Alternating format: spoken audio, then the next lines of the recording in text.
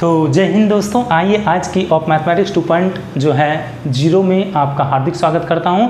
और आज हम स्पेशली 4.3 को देखेंगे। क्लास 10th मैथ जो है हमारे सामने एनसीईआरटी, उसी को मैं बड़ी रोमांच तरीके से आपके सामने 4.3 को रखूंगा और एक एक बातों को आपको समझाऊंगा दोस्तों। तो देखिए क्वेश्चन क्या कहता है, अच्छी तरह से समझिए दोस्तों। क्वेश्चन कहता है यदि निम्नलिखित द्विघात समीकरणों के मूलों का अस्तित्व हो, क्या पूछ रहा है, मूलों का अस्तित्व हो तो इन्हें पूर्ण वर्ग बनाने की विधि द्वारा हल कीजिए। क्वेश्चन ये जो प्रश्नावली है वो 4.3 है और क्वेश्चन नंबर 1 का पहला क्वेश्चन मैं आपके सामने रख रहा हूँ। आइए तो क्वेश्चन देखिए क्या है, 2x² माइनस है 7x और क्या है दोस्तों, तो प्लस है 3 बराबर क्या हो गया 0। तो यहाँ पर पूछा है कि द्विघात समीकरण के मूलों का अस्तित्व हो, क्या हो, मूलों का अस्तित्व हो तो इन्हें पूर्ण वर्ग बनाने की विधि द्वारा हल करना। सबसे पहले तो आपको जानना चाहिए कि मूल का अस्तित्व का मतलब क्या है। मूल के अस्तित्व का मतलब क्या है, दो कंडीशन है दोस्तों, आप दोनों कंडीशन को अच्छा तरह से पहले समझ लीजिए। अगर जहाँ ऐसा हो जाए d ग्रेटर हो जाए 0 का और d इक्वल हो जाए किसके 0 का, तो इन दोनों कंडीशन में क्या होता है, इन दोनों कंडीशन में क्या होता है, तो अस्तित्व होता है। ठीक है, क्या होता है, अस्तित्व होता है, अस्तित्व होता है और मूल मूल संभव है, ये ऐसा कंडीशन है। लेकिन दूसरी ओर देखिए, अगर जब d लेस हो गया 0 से तो ऐसे कंडीशन में हमारे सामने क्या है, तो सबसे पहला कंडीशन ये आ जाता है कि अस्तित्व नहीं होता है, अस्तित्व नहीं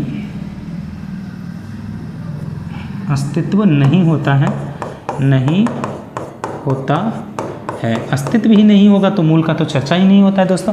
तो आपको क्या देखना है कि सबसे पहले जो है d ग्रेटर 0 से है या नहीं है, या d 0 के बराबर है या नहीं है। अगर जहाँ ऐसा आएगा तो अस्तित्व होगा और अस्तित्व होगा तब हम मूल निकालेंगे। अगर जहाँ ये d लेस हो गया 0 से तो अस्तित्व ही नहीं होता है और अस्तित्व नहीं होगा तो वहाँ पर मूल की कोई चर्चाएँ नहीं होगी। इस प्रश्न में हमको स्पेशली कहा गया है कि पहले आपको अस्तित्व चेक करना है, अस्तित्व है या नहीं है, और अगर जहाँ अस्तित्व है तब पूर्ण वर्ग विधि द्वारा हल करना है। तो अस्तित्व चेक करने के लिए क्या करना होता है दोस्तों, आपको एक फार्मूला लगाना पड़ता है। वो फार्मूला क्या हो जाता है, तो d = जो है b² - 4ac लगाना होता है। इस फार्मूला को लगाकर आप चेक कर सकते हैं अस्तित्व है या नहीं है, और ये फार्मूला बहुत इजी होता है। ये जो होता है इसको क्या कहते हैं, इसको विवेचक कहते हैं। इसको क्या कहते हैं दोस्तों, विवेचक या डिस्क्रिमिनेट भी इसको कहते हैं। ठीक है, और इसको निकालने का बहुत आसान तरीका है, मैं आपको एक एक करके अच्छी तरह से समझाता हूँ। तो चलिए इसको अब हम क्या करते हैं, इस जो सवाल को सॉल्व कर लेते हैं दोस्तों। तो ये सब का जरूरी नहीं है, इसको पहले हटाइए। ठीक है दोस्तों, तो आप ज़रा ध्यान से अब देखिए यहाँ पर क्या है।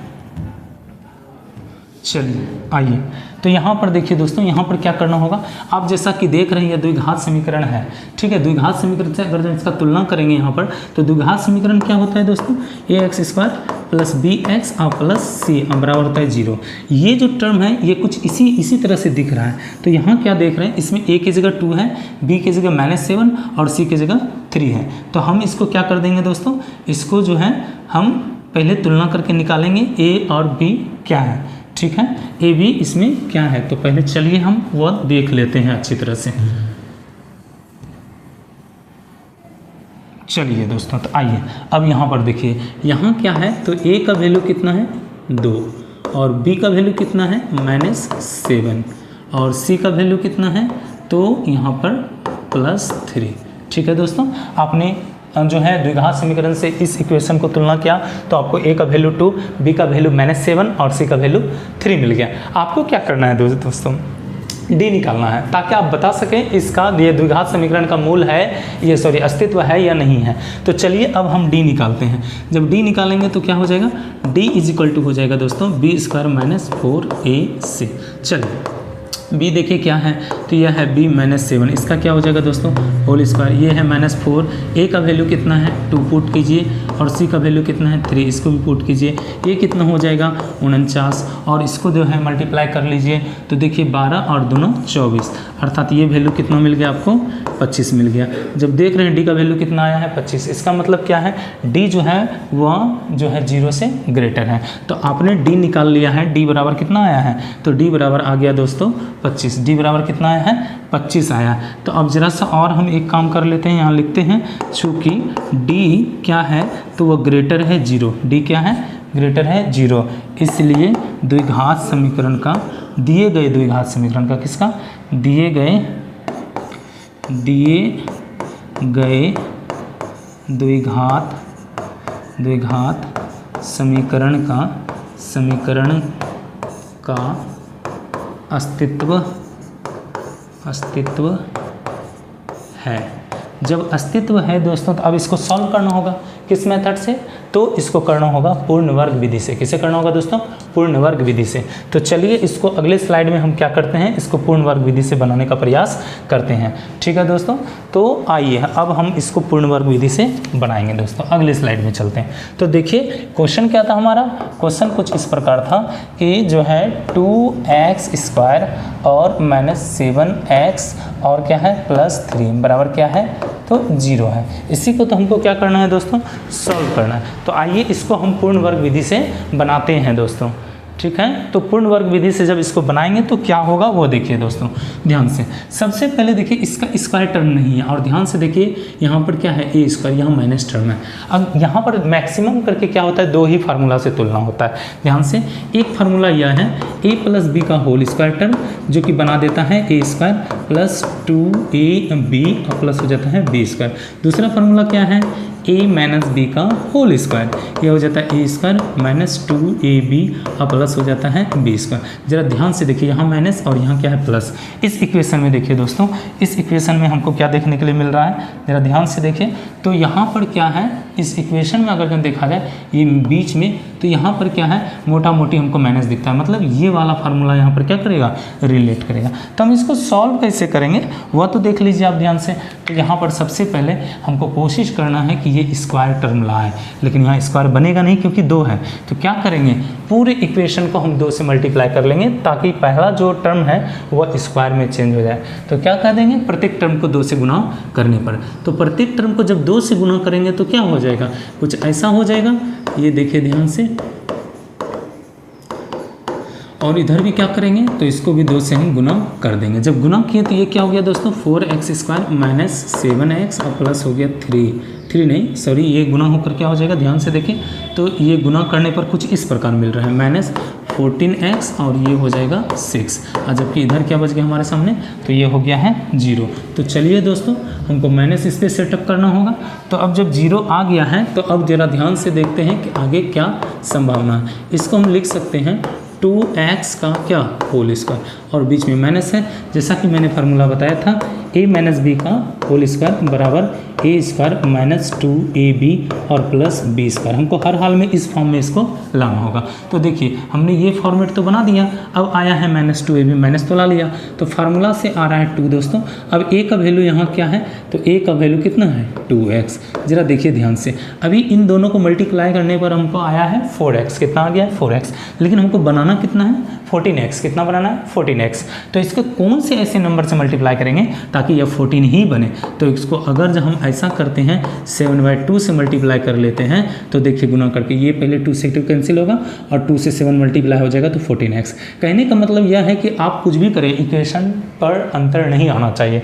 तो जैसे ही हमने इसको लिखा यहाँ पर, तो पूरे को सॉल्व करने पर हमको फिर से क्या मिल गया 14x। अब देखिए ये चीज़ क्या है, जैसे a² - 2ab, ये तो b के प्लेस पर है, और a - b का होल स्क्वायर बनाने के लिए लास्ट में टर्म क्या आ जाता है b²। तो आप क्या कीजिएगा, b का जो वैल्यू है उसको भी आप क्या कीजिएगा, तो इसको स्क्वायर वाला टर्म पर लिख दीजिए। तो ये टर्म जो आपने लिखा ये तो एक्स्ट्रा हो गया, जबकि इक्वेशन में है ही नहीं, तो उतना ही टर्म फिर से माइनस कर लीजिए दोस्तों, उतना ही टर्म क्या कीजिए माइनस कर लीजिए। अब जरा ध्यान से देखिए, ये एक्स्ट्रा आपने लिखा ये प्लस में, और ये भी लिखा आपने माइनस में, तो ये दोनों कैंसिल होकर 0 हो जाएगा। और इसको सॉल्व कीजिएगा फिर से यहाँ, इसको सॉल्व कीजिएगा तो यहाँ हो जाएगा, और प्लस हमारे पास क्या बचा है 6, और इज इक्वल टू कितना बचा है, तो इक्वल टू बचा है 0। समझ गए दोस्तों। अब जरा ध्यान से देखिए कि इस पूरे टर्म को कहाँ से कहाँ तक, इस पूरे टर्म को अगर जब आप ध्यान से देखते हैं कहाँ से कहाँ तक, तो ये जो पूरा टर्म है यहाँ से लेकर यहाँ, ये टर्म ये टर्म ध्यान से देखिए दोस्तों, तो ये टर्म एक फार्मूला को रिप्रेजेंट कर रहा है, A square minus 2ab plus B square. तो इसको आप क्या लिख सकते हैं, अब इसको ध्यान से अगर जन देखिएगा तो आप इसको फार्मूला लिख सकते हैं क्या, a माइनस बी का होल स्क्वायर। ठीक है, क्या लिख सकते हैं, a माइनस बी का होल स्क्वायर। अच्छा यहाँ देखिए a माइनस बी का होल स्क्वायर, तो a के प्लेस पर क्या है 2x और b के प्लेस पर क्या है, तो 7/2 का क्या हो जाएगा होल स्क्वायर। क्योंकि इतना जो टर्म था दोस्तों, इतना जो टर्म था यहाँ से यहाँ तक का एक फार्मूला को ही रिप्रेजेंट कर रहा है। क्या कर रहा है यह, एक फार्मूला को रिप्रेजेंट कर रहा है, A square minus 2ab plus B square. ये आपने क्या किया, इसके shortest form a minus B का होल स्क्वायर कर दिया। ठीक है दोस्तों, आपने क्या किया, a माइनस बी का होल स्क्वायर कर दिया। तो यहाँ तक का तो कहानी खत्म हुआ। अब इसको देख लीजिए दोस्तों, यहाँ है माइनस क्या है दोस्तों, तो यहाँ है माइनस 7/2 का होल स्क्वायर। तो ये हो गया कितना 49/4 और प्लस में क्या बचा है 6 बचा है, बराबर में क्या है तो 0 है। आप इसको बना रहे हैं पूर्ण वर्ग विधि से, ध्यान रखिएगा कैसे हल कर रहे हैं, पूर्ण वर्ग विधि से। आगे चलिए दोस्तों, आगे देखिए अब क्या होगा। ये टर्म जैसा है एज इट इज़ आप वैसा रहने दीजिए। ठीक है, इसको आप कुछ भी मत कीजिए। अब देखिए इसको, इन सारे को लेकर आप RHS की ओर चल जाइए, 49/4, क्योंकि ये माइनस था प्लस हुआ और ये हो जाएगा माइनस इज। ठीक है दोस्तों, अब इधर आगे कुछ नहीं। अब देखिए आगे सॉल्व और करते हैं एक स्टेप हम, तो करेंगे तो क्या हो जाएगा 2x और माइनस 7/2 का होल स्क्वायर। और इधर आप सॉल्व कीजिए तो ये कितना हो गया 4, ये हो जाएगा 49 और माइनस कितना हो जाएगा 24। देख लिए दोस्तों, तो यहाँ पर अब क्या होना है, अब होना है माइनस। अब क्या होना है माइनस, ये टर्म लिखते हैं पहले, तो यह है 2x माइनस 7/2 का होल स्क्वायर और ये माइनस हो जाएगा तो कितना हो जाएगा 25 और बाय हो जाएगा 2, 25 बाय क्या हो जाएगा 2। ठीक है, 25/2 क्यों होगा, यहाँ पर देखिए ध्यान से, माइनस किया हमने तो माइनस करने पर कितना बचा 25 बचा है और बटे क्या है 4। अब स्क्वायर रिमूव करते हैं दोस्तों, जैसे स्क्वायर रिमूव करेंगे तो देखिए एक नया टर्म आपके सामने दिख जाएगा, ये हो जाएगा √25 बाय कितना 4। ठीक है दोस्तों, अब इसको सॉल्व कीजिए 2x 7/2। अब देखिए यहाँ पर तो गलती हो रही है, इसको हटाना होगा दोस्तों, 1 मिनट, यहाँ पर थोड़ा सा मिस्टेक हो रहा है दोस्तों, इसको पहले सही कर लेते हैं। अब देखिए यहाँ पर हमने क्या किया 25/4, तो यहाँ पर जब 25/4 हमने किया है, इसका स्क्वायर तो हमने रिमूव किया है, स्क्वायर जैसे रिमूव कर रहे हैं तब ना ऐसा आ रहा है दोस्तों। तो ये हो गया 25/4। ठीक है, अब वैल्यू देखिए 2x माइनस 7 हो गया 2 और ये हो जाएगा 5 कितना 2। ठीक है, लेकिन जब रूट से कोई वैल्यू आता है तो वो प्लस माइनस दोनों हो जाता है। अब ये 7/2 तो उधर चला जाएगा, 7/2 कहाँ चला जाएगा, उधर जाना है।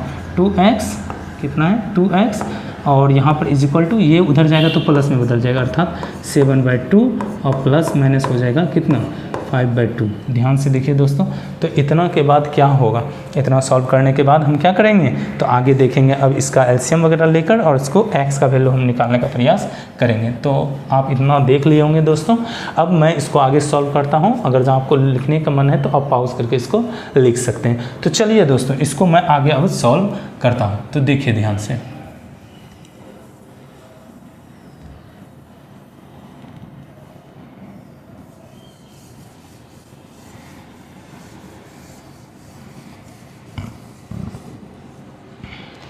आइए फिर से अब इसको सॉल्व करते हैं। क्या है equation 2x is equal to, ध्यान से देखिए, सॉरी दोस्तों,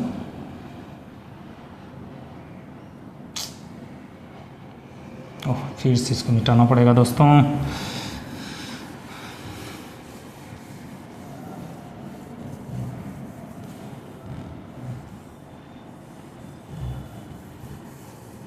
चलिए आइए फिर से, अब देखिए ध्यान से। तो इसके बाद हमको क्या करना होगा, यहाँ है 2x और इधर क्या है, ये है 2x दोस्तों। ये हो गया 2x इज इक्वल टू, अब इसको सॉल्व कर लीजिए, इन दोनों का एलसीएम लीजिएगा तो कितना आएगा 2, यहाँ पर बच गया 7 और प्लस माइनस 5। ठीक है, इसको सॉल्व कर लेते हैं। 1 टाइम्स, एक बार तो जोड़ना पड़ेगा दोस्तों और एक बार क्या होगा घटाना पड़ेगा, 7 माइनस 5 बाय हो जाएगा 2। ठीक है, तो अब देखिए यह 2 ये दोनों ऐड होगा 12/2 और कोमा ये हो जाएगा 2/2। अब ज़रा ध्यान से देखिएगा आपको, तो ये 2 इधर चलाएगा है ना, तो ये 2 जब इधर आएगा तो इसके साथ भी मल्टीप्लाई, और ये 2 इधर आएगा तो इसके साथ भी क्या हो जाएगा, मल्टीप्लाई। तो ये हो गया 12 बाई कितना, तो ये हो जाएगा 2 × 2 और कॉमन हो जाएगा 2/2 × 2। ठीक है दोस्तों, तो x बराबर कितना हो गया 12/4 और कॉमन हो गया यहाँ 2 बाई कितना 4। अब इसको कैंसिल कीजिए तो वैल्यू कितना आ गया, ये हो गया 3 और ये हो गया 1 बाई कितना, तो ये हो गया 2। इस प्रकार आपने देखा दोस्तों कि मैंने x का वैल्यू फाइंड कर लिया है और यही हमारा क्या है, मूल है। मूल हमारा क्या क्या निकला है, तो 2 मूल हमारा जो है निकला है दोस्तों, क्या हुआ है, तो 2 मूल हमारा निकला है। वो कौन कौन सा मूल निकला है, तो एक है 3 और दूसरा है 1/2। आप नीचे लिख दीजिए, अतः मूल बराबर 3, आप कॉमन लिख दीजिएगा 1 बाई कितना 2। इस प्रकार हमने 1 का 1 नंबर क्वेश्चन सॉल्व किया दोस्तों। तो चलिए अब चलते हैं 2 नंबर की ओर। 2 क्या कहता है दोस्तों,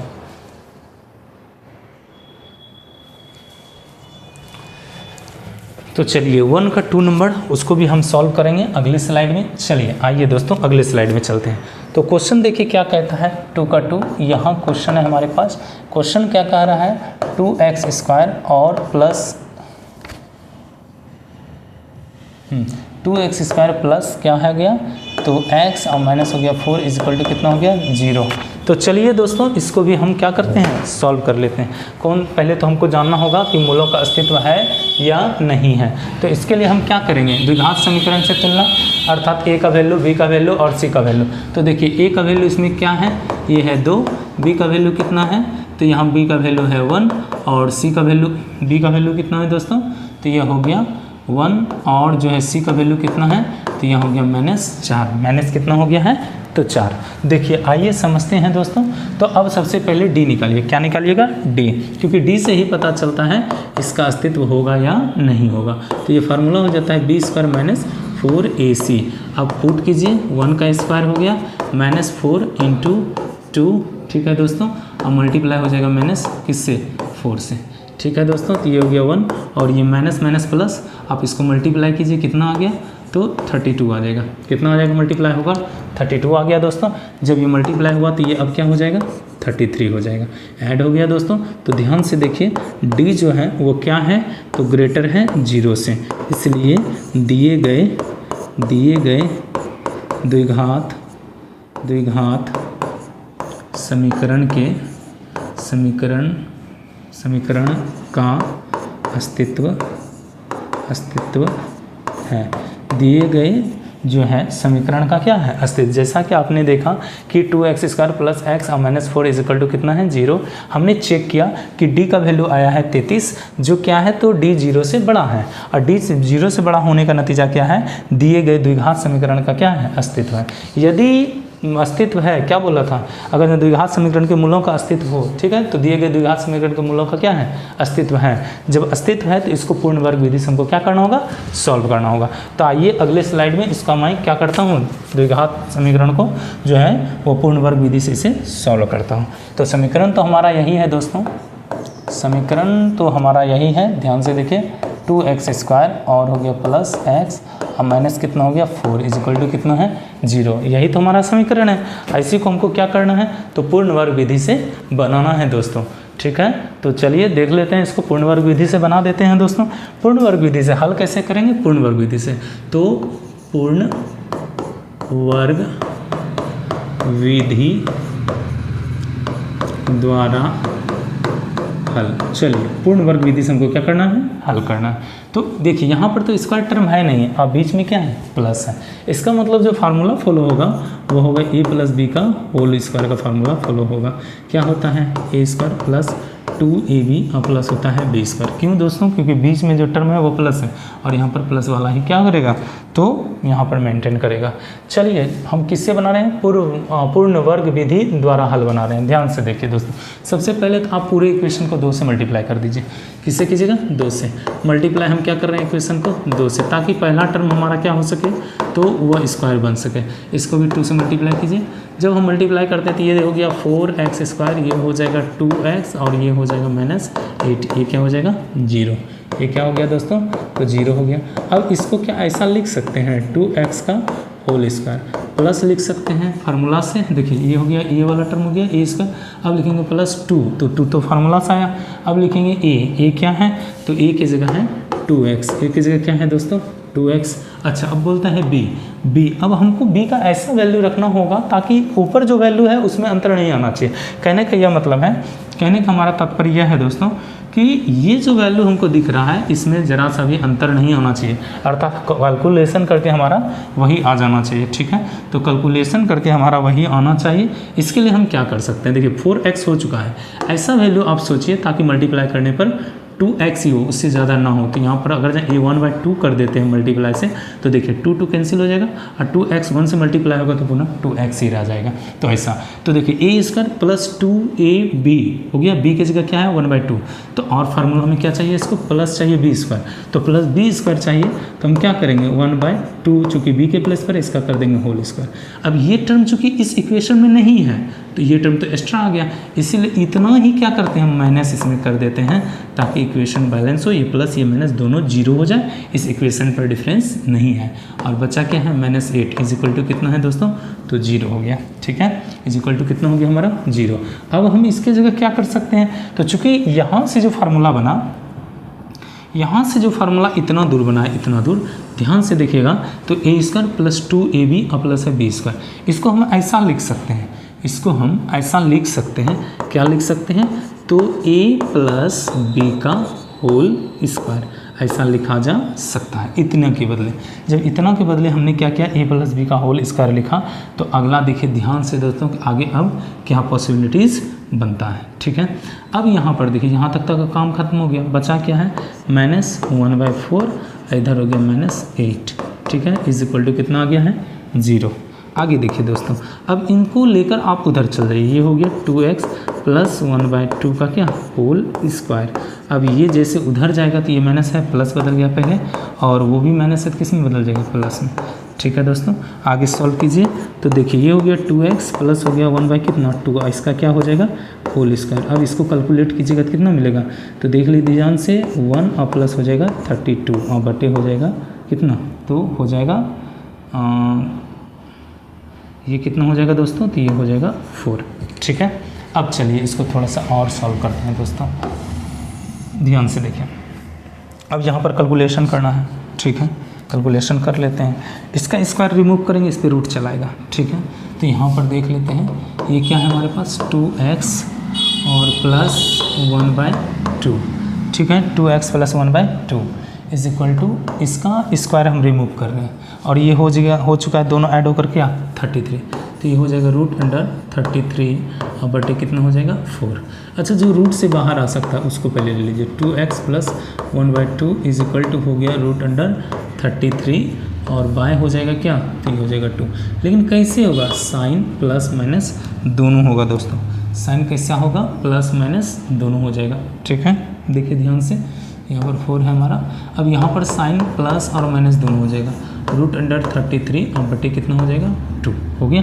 अब हम क्या कर सकते हैं, अब ये हम जो 1/2 है इसको उधर हम लेकर जा सकते हैं, तो चलिए लेकर चलते हैं। जब आप उधर जाते हैं तो देखिए क्या हो जाता है, ये प्लस है, उधर जाएगा तो माइनस बदल जाएगा, अर्थात ये हो गया कितना प्लस माइनस √33 तो है ही हमारा, और ये भी चला गया उधर, माइनस आ गया 1/2। ठीक है, माइनस क्या आ गया 1/2। अब इसको देखिए, ये है 2x इज इक्वल टू, अब इसका एलसीएम ले लेते हैं पहले, तो प्लस माइनस √33 और माइनस हो गया 1। ध्यान से दोस्तों, अब क्या करना है, तो ये 2 जो है ये चल जाएगा डिवाइड में, 2 कहाँ चला जाएगा डिवाइड में, तो ये जैसे 2 डिवाइड में जाएगा, ये 2 जैसे डिवाइड में जाएगा तो ये होगा 2 × 2। अब इसको अरेंज कर लीजिए, x का वैल्यू कितना आया है, तो ध्यान से देखिए -1 और प्लस अकेला अकेला कर देते हैं, √33 और बटे हो जाएगा 4। एक वैल्यू तो ये है, हमने इसको अरेंज किया है, पहले इसको लिखा है फिर इसको, एक प्लस वाला ये दूसरा वैल्यू क्या है हमारे सामने, तो हो जाएगा -1 और माइनस √33 और बटे कितना हो जाएगा 4।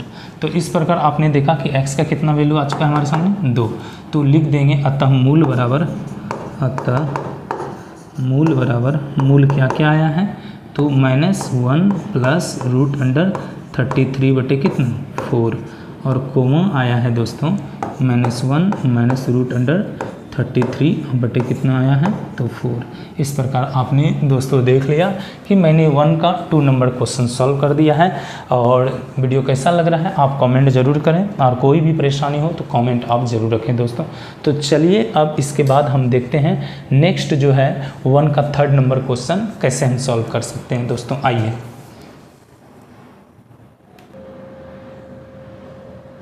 तो देखिए दोस्तों, यह आपका जो है 1 का क्या है 3rd नंबर क्वेश्चन है। इसको भी मैं क्या करूँगा, सबसे पहले चेक करूँगा क्या यह जो है इसका मूलों का अस्तित्व है या नहीं है, वो चेक कर लीजिए। तो चलिए बड़ा आसान है दोस्तों। ए का वैल्यू कितना हो गया 4, बी का वैल्यू कितना है 4 रूट अंडर 3, और सी का वैल्यू कितना है तो ये हो गया 3 हो गया दोस्तों। अब हम चूँकि निकालते हैं डी अर्थात विवेचक बराबर b² माइनस 4ac। रख दीजिए b का वैल्यू क्या है 4 रूट अंडर 3, इसका क्या हो जाएगा होल स्क्वायर माइनस 4। a का वैल्यू क्या है तो a का वैल्यू है 4 और c का वैल्यू क्या है 3। इसको सॉल्व कीजिए दोस्तों। पहले 4 का स्क्वायर बनाइएगा तो कितना आ जाएगा 16, और रूट 3 का बनाइएगा तो 3 आ जाएगा। यहाँ देखिए कितना आ रहा है, यहाँ पर आ रहा है 48। ये भी कितना आ गया दोस्तों 48, और ये हो गया -48। तो ये वैल्यू कितना मिल गया आपको 0। वैल्यू कितना मिल गया 0। वैल्यू चूँकि 0 हो चुका है तो यहाँ पर d = कितना है 0। तो 2 ही कंडीशन है, एक d ग्रेटर होना चाहिए 0 से और दूसरा क्या है d इक्वल होना चाहिए 0 से। अगर जो ये दोनों कंडीशन आता है तो मूल क्या होता है अस्तित्व होता है। इसलिए दिए गए द्विघात समीकरण का अस्तित्व है, अर्थात मूलों का अस्तित्व है। हो गया दोस्तों। तो आप देख लिए कि क्या है कि यह हमने सबसे पहले चेक कर लिया है कि क्या है, तो यह जो इक्वेशन है वह अस्तित्व है, द्विघात समीकरण का क्या है अस्तित्व है। नेक्स्ट हम इसको अब क्या करेंगे तो सॉल्व करेंगे दोस्तों, ठीक है। नेक्स्ट क्या करेंगे, इसको हम सॉल्व कर देंगे। तो सॉल्व करने के लिए कर क्या सकते हैं, चूँकि हमको बनाना है पूर्ण वर्ग विधि से, तो देखते हैं। आइए, ये तो आप समझ गए होंगे। अब देखिए दोस्तों, चलिए अब इसको हम क्या करते हैं सॉल्व करते हैं। तो देख लीजिए, पहले साइन बीच में प्लस का है, इसका मतलब आप 100% श्योर हो जाइए कि यहाँ पर फार्मूला a + b का ही लगना है। किसका लगना है a + b का होल स्क्वायर। फार्मूला क्या होता है a² + 2ab और प्लस होता है b²। अब यही फार्मूला इसमें यूज क्यों होगा, क्योंकि वर्ग बनाना है।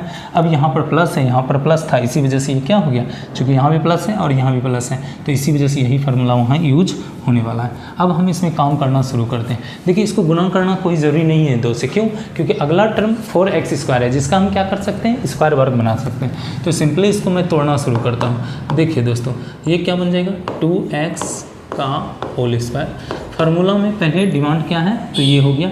अब सेकंड नंबर में है 2, तो फार्मूला से 2 आ गया। उसके बाद क्या है a, तो a देखिए क्या है 2x, ठीक है, क्या है 2x। और फिर क्या मांगता है b, तो b क्या है दोस्तों, b नहीं है। आपको ऐसा लगाना होगा यहाँ पर वैल्यू, या रखना होगा अपने मन से, ताकि अगले इक्वेशन में कोई अंतर नहीं आए और वही चीज़ पूरा होना चाहिए। तो देखिए 4x तो हमको मिल गया, 4x तो घट क्या रहा है 3 रूट अंडर। अगर आप 3 यहाँ पर पुट कर देते हैं तो आपका जो वैल्यू चाहिए ऊपर वो मिल गया। अब यह चूँकि b का प्लेस है, तो b के प्लेस पर इसको क्या करना होगा, यहाँ पर पुट करना होगा। इसका में b का प्लेस क्या है √3, इसका क्या कर देंगे होल स्क्वायर, ठीक है दोस्तों। अब देखिए, ये टर्म ऊपर नहीं था, √3 का होल स्क्वायर है क्या, नहीं। तो अब जब इतना हमने डाला है तो उतना माइनस भी करेंगे, ताकि इक्वेशन पर कोई अंतर नहीं आए दोस्तों। और प्लस क्या है 3 = कितना हो गया 0। तो आप बातों को समझ गए होंगे अच्छी तरह से कि कैसे इसको फिलअप करते हैं दोस्तों। अब देखिए आगे ध्यान से, अब ज़रा ध्यान से देखेंगे तो आपको एक चीज़ मिलेगा दोस्तों। आप इतना टर्म को देखिए, ये आपका फार्मूला ऐसा दिखता है, बिल्कुल ऐसा। तो इसको हम कहाँ कन्वर्ट कर देंगे, इसमें कन्वर्ट कर देंगे, है ना, उसमें कन्वर्ट कर देंगे। चलिए तो कन्वर्ट कर दें दोस्तों। तो ये देखिए a² + 2ab + b², इसको क्या करेंगे 2x और प्लस इसको कन्वर्ट कर देंगे दोस्तों किसमें, तो 2x, ध्यान से ये देखिए 2x और प्लस है √3 का क्या होल स्क्वायर हो गया दोस्तों। अब देखिए हमारे पास क्या बचा, इधर बच गया 3 और ये प्लस में क्या है 3 = कितना आ गया 0। तो ये दोनों भी तो माइनस होकर 0 हो जाएगा, है ना। चलिए, तो ये दोनों जब माइनस होकर 0 आएगा तो क्या बचना है, 2x प्लस √3 का होल स्क्वायर और इज इक्वल टू कितना हो जाएगा 0। अब स्क्वायर जैसे रिमूव करेंगे उधर रूट जाएगा, तो रूट जब जाएगा तो वैल्यू कितना हो जाएगा, 2x प्लस √3 बराबर कितना हो जाएगा 0। अब यहाँ से क्या करेंगे, यहाँ से कर देंगे दोस्तों √3 को इधर, जब इधर आया तो माइनस में चेंज हो गया और अब x निकालेंगे, माइनस हो जाएगा √3 बटे कितना 2 निकल गया दोस्तों। अब यही हमारा क्या है, मूल है। चूँकि अब एक मूल दिख रहा है लेकिन द्विघात समीकरण में हमेशा 2 मूल होता है, तो d का वैल्यू 0 आया था इसका, इसी वजह से क्या हो जाएगा, 2 समान यही मूल हो जाएगा। अतः लिखेंगे, अतः मूल बराबर -√3/2 अकोमा -√3/2। उम्मीद करते हैं दोस्तों कि आपको यह बिल्कुल भी समझ में अच्छी तरह से आ गया होगा। ठीक है, ये मैंने पूर्ण वर्ग विधि से इसे सॉल्व कर दिया। आप चाहें तो यहाँ पर इसके जस्ट नीचे लिख सकते हैं पूर्ण वर्ग विधि द्वारा हल। ठीक है, आपको अच्छी तरह से समझ में अब यह आ गया होगा दोस्तों, मैं उम्मीद करता हूँ। तो चलिए इसके अगले क्वेश्चन को भी देखते हैं। इसका एक लास्ट क्वेश्चन बचा है 1 का 4th नंबर, यह भी मैं आपको सॉल्व करके दिखाता हूँ दोस्तों। चलिए तो आइए, अब क्या है 1 का 4th नंबर भी देख लीजिए आप। तो यह 1 का जो 4th नंबर है वह क्या है, अच्छी तरह समझिए दोस्तों। यह है 2x², फिर कितना है प्लस x और प्लस कितना है 4 बराबर कितना हो गया 0। ठीक है, यही तो इक्वेशन है, 2x² प्लस x और प्लस है 4 इज इक्वल टू 0। तो सबसे पहले आप क्या कीजिएगा, द्विघात समीकरण जैसा है, तो यहाँ पर a का वैल्यू कितना है, a का वैल्यू 2, b का वैल्यू 1, ये देखिए a का वैल्यू 1, a2 और b का वैल्यू इसके आगे 1 छिपा है तो 1, और c का वैल्यू कितना हो गया 4। अब क्या निकालना, विवेचक, अर्थात d बराबर फार्मूला होता है b² - 4ac।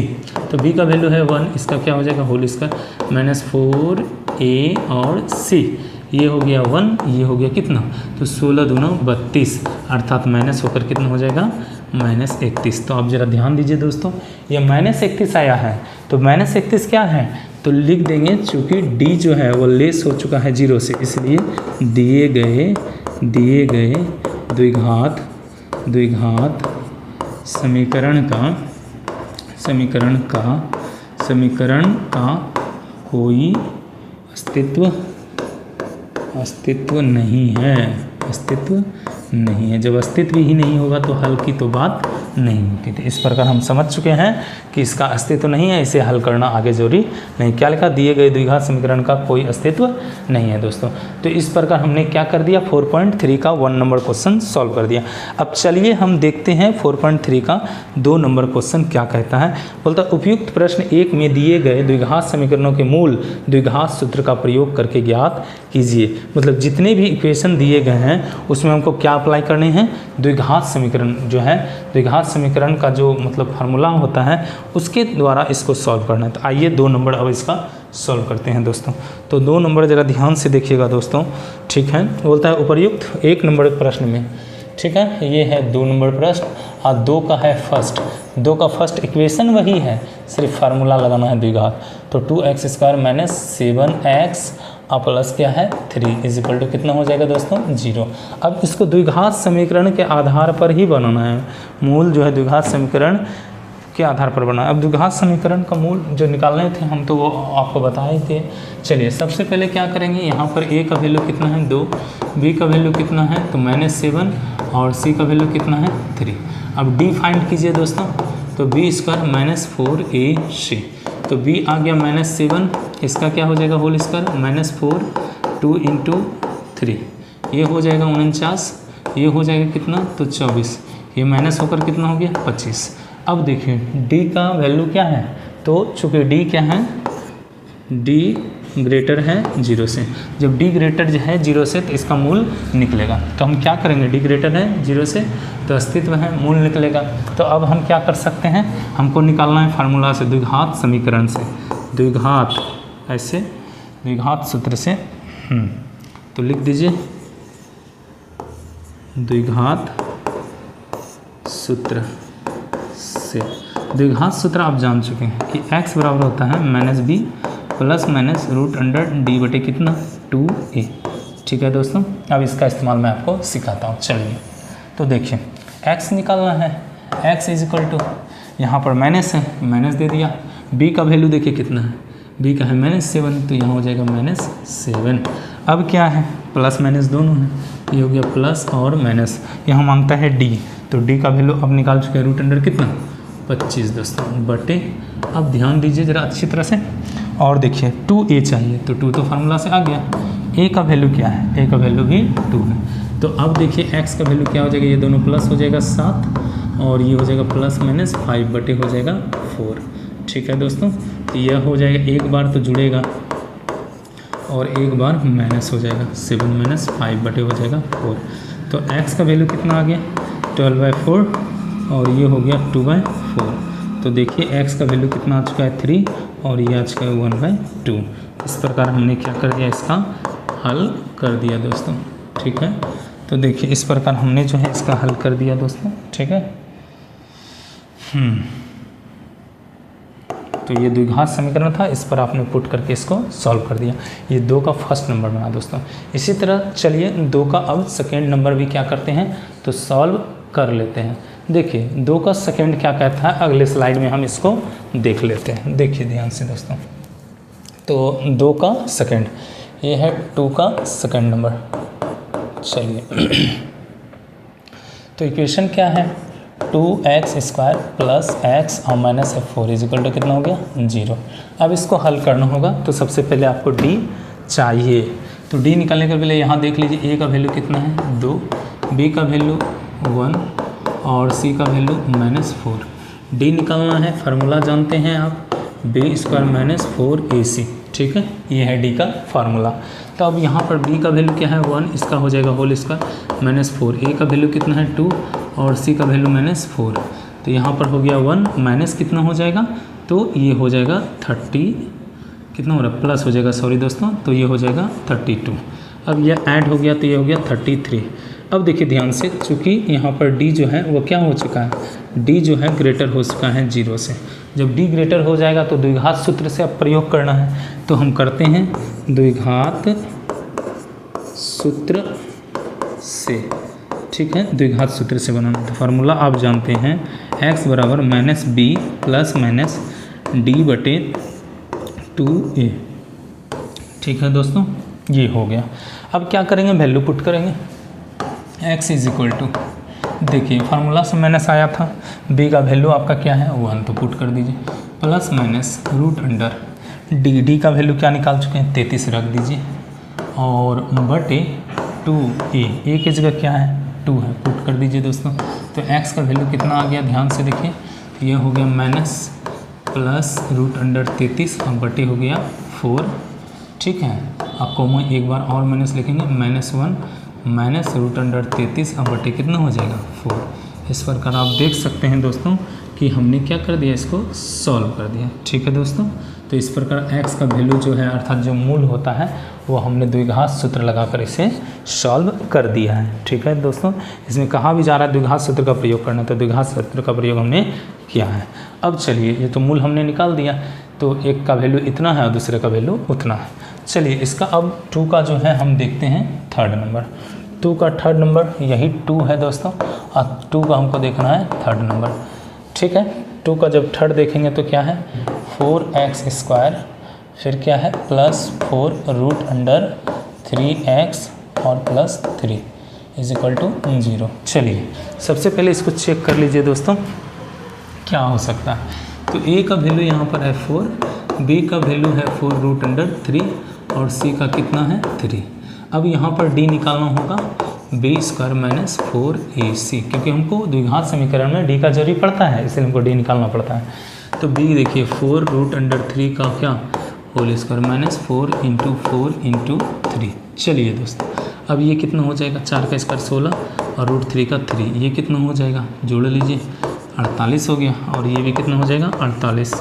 तो ये दोनों माइनस होकर कितना हो गया 0। लिख सकते हैं यहाँ पर, चूँकि d क्या है और d हो गया 0 के इक्वल। जब d 0 के इक्वल हो गया तो अब किसका प्रयोग होगा, द्विघात सूत्र से। और द्विघात सूत्र क्या होता है, x बराबर क्या होता है, x बराबर -b plus minus root under d बटे हो जाता है 2a, यही तो होता है। चलिए इसको सॉल्व करते हैं दोस्तों। तो ध्यान से देखिए, ये x इज इक्वल टू हो गया, माइनस तो है ही और b का वैल्यू भी किस में है, प्लस में, तो -√3। ठीक है, ये वैल्यू हमने रखा। अब प्लस माइनस डी का वैल्यू कितना है, तो डी का वैल्यू 0 है, इसको पुट कर दीजिए। अब बटी कितना आ जाएगा, ध्यान से देखिए, 2 का 2 आया, ए का वैल्यू कितना है 4 आ गया दोस्तों। ठीक है, ए का वैल्यू कितना आ गया 4, तो एक्स का वैल्यू कितना हो जाएगा -4√3/8, यही तो आ रहा है दोस्तों। तो एक्स का वैल्यू ये कटेगा दोस्तों, कट रहा है, देखिए 4 से इसको कैंसिल कीजिए 2 टाइम्स में, तो बचा -3/√2। ठीक है, सॉरी 2। अब इसी चीज़ को हम क्या करेंगे, 2 बार लिखेंगे क्योंकि यह द्विघात समीकरण है, तो यहाँ पर इसलिए कर देंगे -√3/2 और कोमा हो जाएगा -√3/2, कारण द्विघात समीकरण का 2 हल होता है। तो इस प्रकार हमने क्या कर दिया, दोनों हल निकाल लिया दोस्तों। जैसा कि आप देख सकते हैं, मैंने 2 के 3rd नंबर क्वेश्चन को सॉल्व कर दिया है। और अगर जब वीडियो पसंद आ रहा हो तो लाइक ज़रूर मारें दोस्तों, और सब्सक्राइब करें, दूसरे दोस्तों को भी इसे शेयर करें, उसे भी सजेस्ट करें कि इन चैनलों पर आकर वो पढ़ें। चलिए अगले क्वेश्चन को देखते हैं दोस्तों, समझिए। अगला देखिए, अब 2 का क्या है, 2 का 4 नंबर पढ़ लेते हैं हम सब। तो 2 का 4 क्या कहता है, 2x² + x और +4 = कितना है दोस्तों। अब इसमें क्या करेंगे, सबसे पहले वही है हमारा, फिर से हम इसको सॉल्व करके पहले डी निकालने का प्रयास करेंगे। क्या निकालेंगे, डी निकालेंगे। ठीक है दोस्तों, तो चलिए इसका कोशिश करते हैं कि हम इसका डी निकाल ही लें दोस्तों। देखिए, तो देखिए क्या स्थिति है, a = कितना है 2, b = 1 और c = 4। ठीक है, अब d निकालिए, d = होता है b² - 4ac। अब b का वैल्यू 1, इसका स्क्वायर -4, a का वैल्यू 2 और इसका हो गया 4, ये हो जाएगा 1 माइनस ये कितना हो जाएगा 32। ठीक है, और घट कर कितना हो गया -31, यही तो है। अब यहाँ पर क्या देख रहे हैं, चूँकि d लेस हो गया 0 से, क्या हल संभव है, नहीं है, इसलिए लिखेंगे हल संभव नहीं है, बस यही बात है दोस्तों। चूँकि इसका वैल्यू ही क्या हो चुका है, 0 से लेस हो चुका है, 0 से भी छोटा हो चुका है। तो इस प्रकार आपने देखा दोस्तों कि मैंने 2 नंबर का भी सारा सॉल्व कर दिया है। तो अब चलिए 3rd नंबर को देखते हैं दोस्तों। एक 3rd नंबर क्वेश्चन जो है वो क्या कहता है, उसको अच्छी तरह से हम समझने का प्रयास करते हैं। तो चलिए दोस्तों देखिए, यह है 3rd नंबर। कहा जा रहा है निम्न द्विघात समीकरणों के मूल ज्ञात कीजिए। ठीक है, मूल ज्ञात करना है। इक्वेशन फर्स्ट समझ लीजिए क्या है, तो इक्वेशन फर्स्ट है x - 1/3। ठीक है, = 3 एंड लिखा है x ≠ 0। ठीक है दोस्तों, हमको मूल निकालना है। चलिए तो मूल निकाल देते हैं इसका।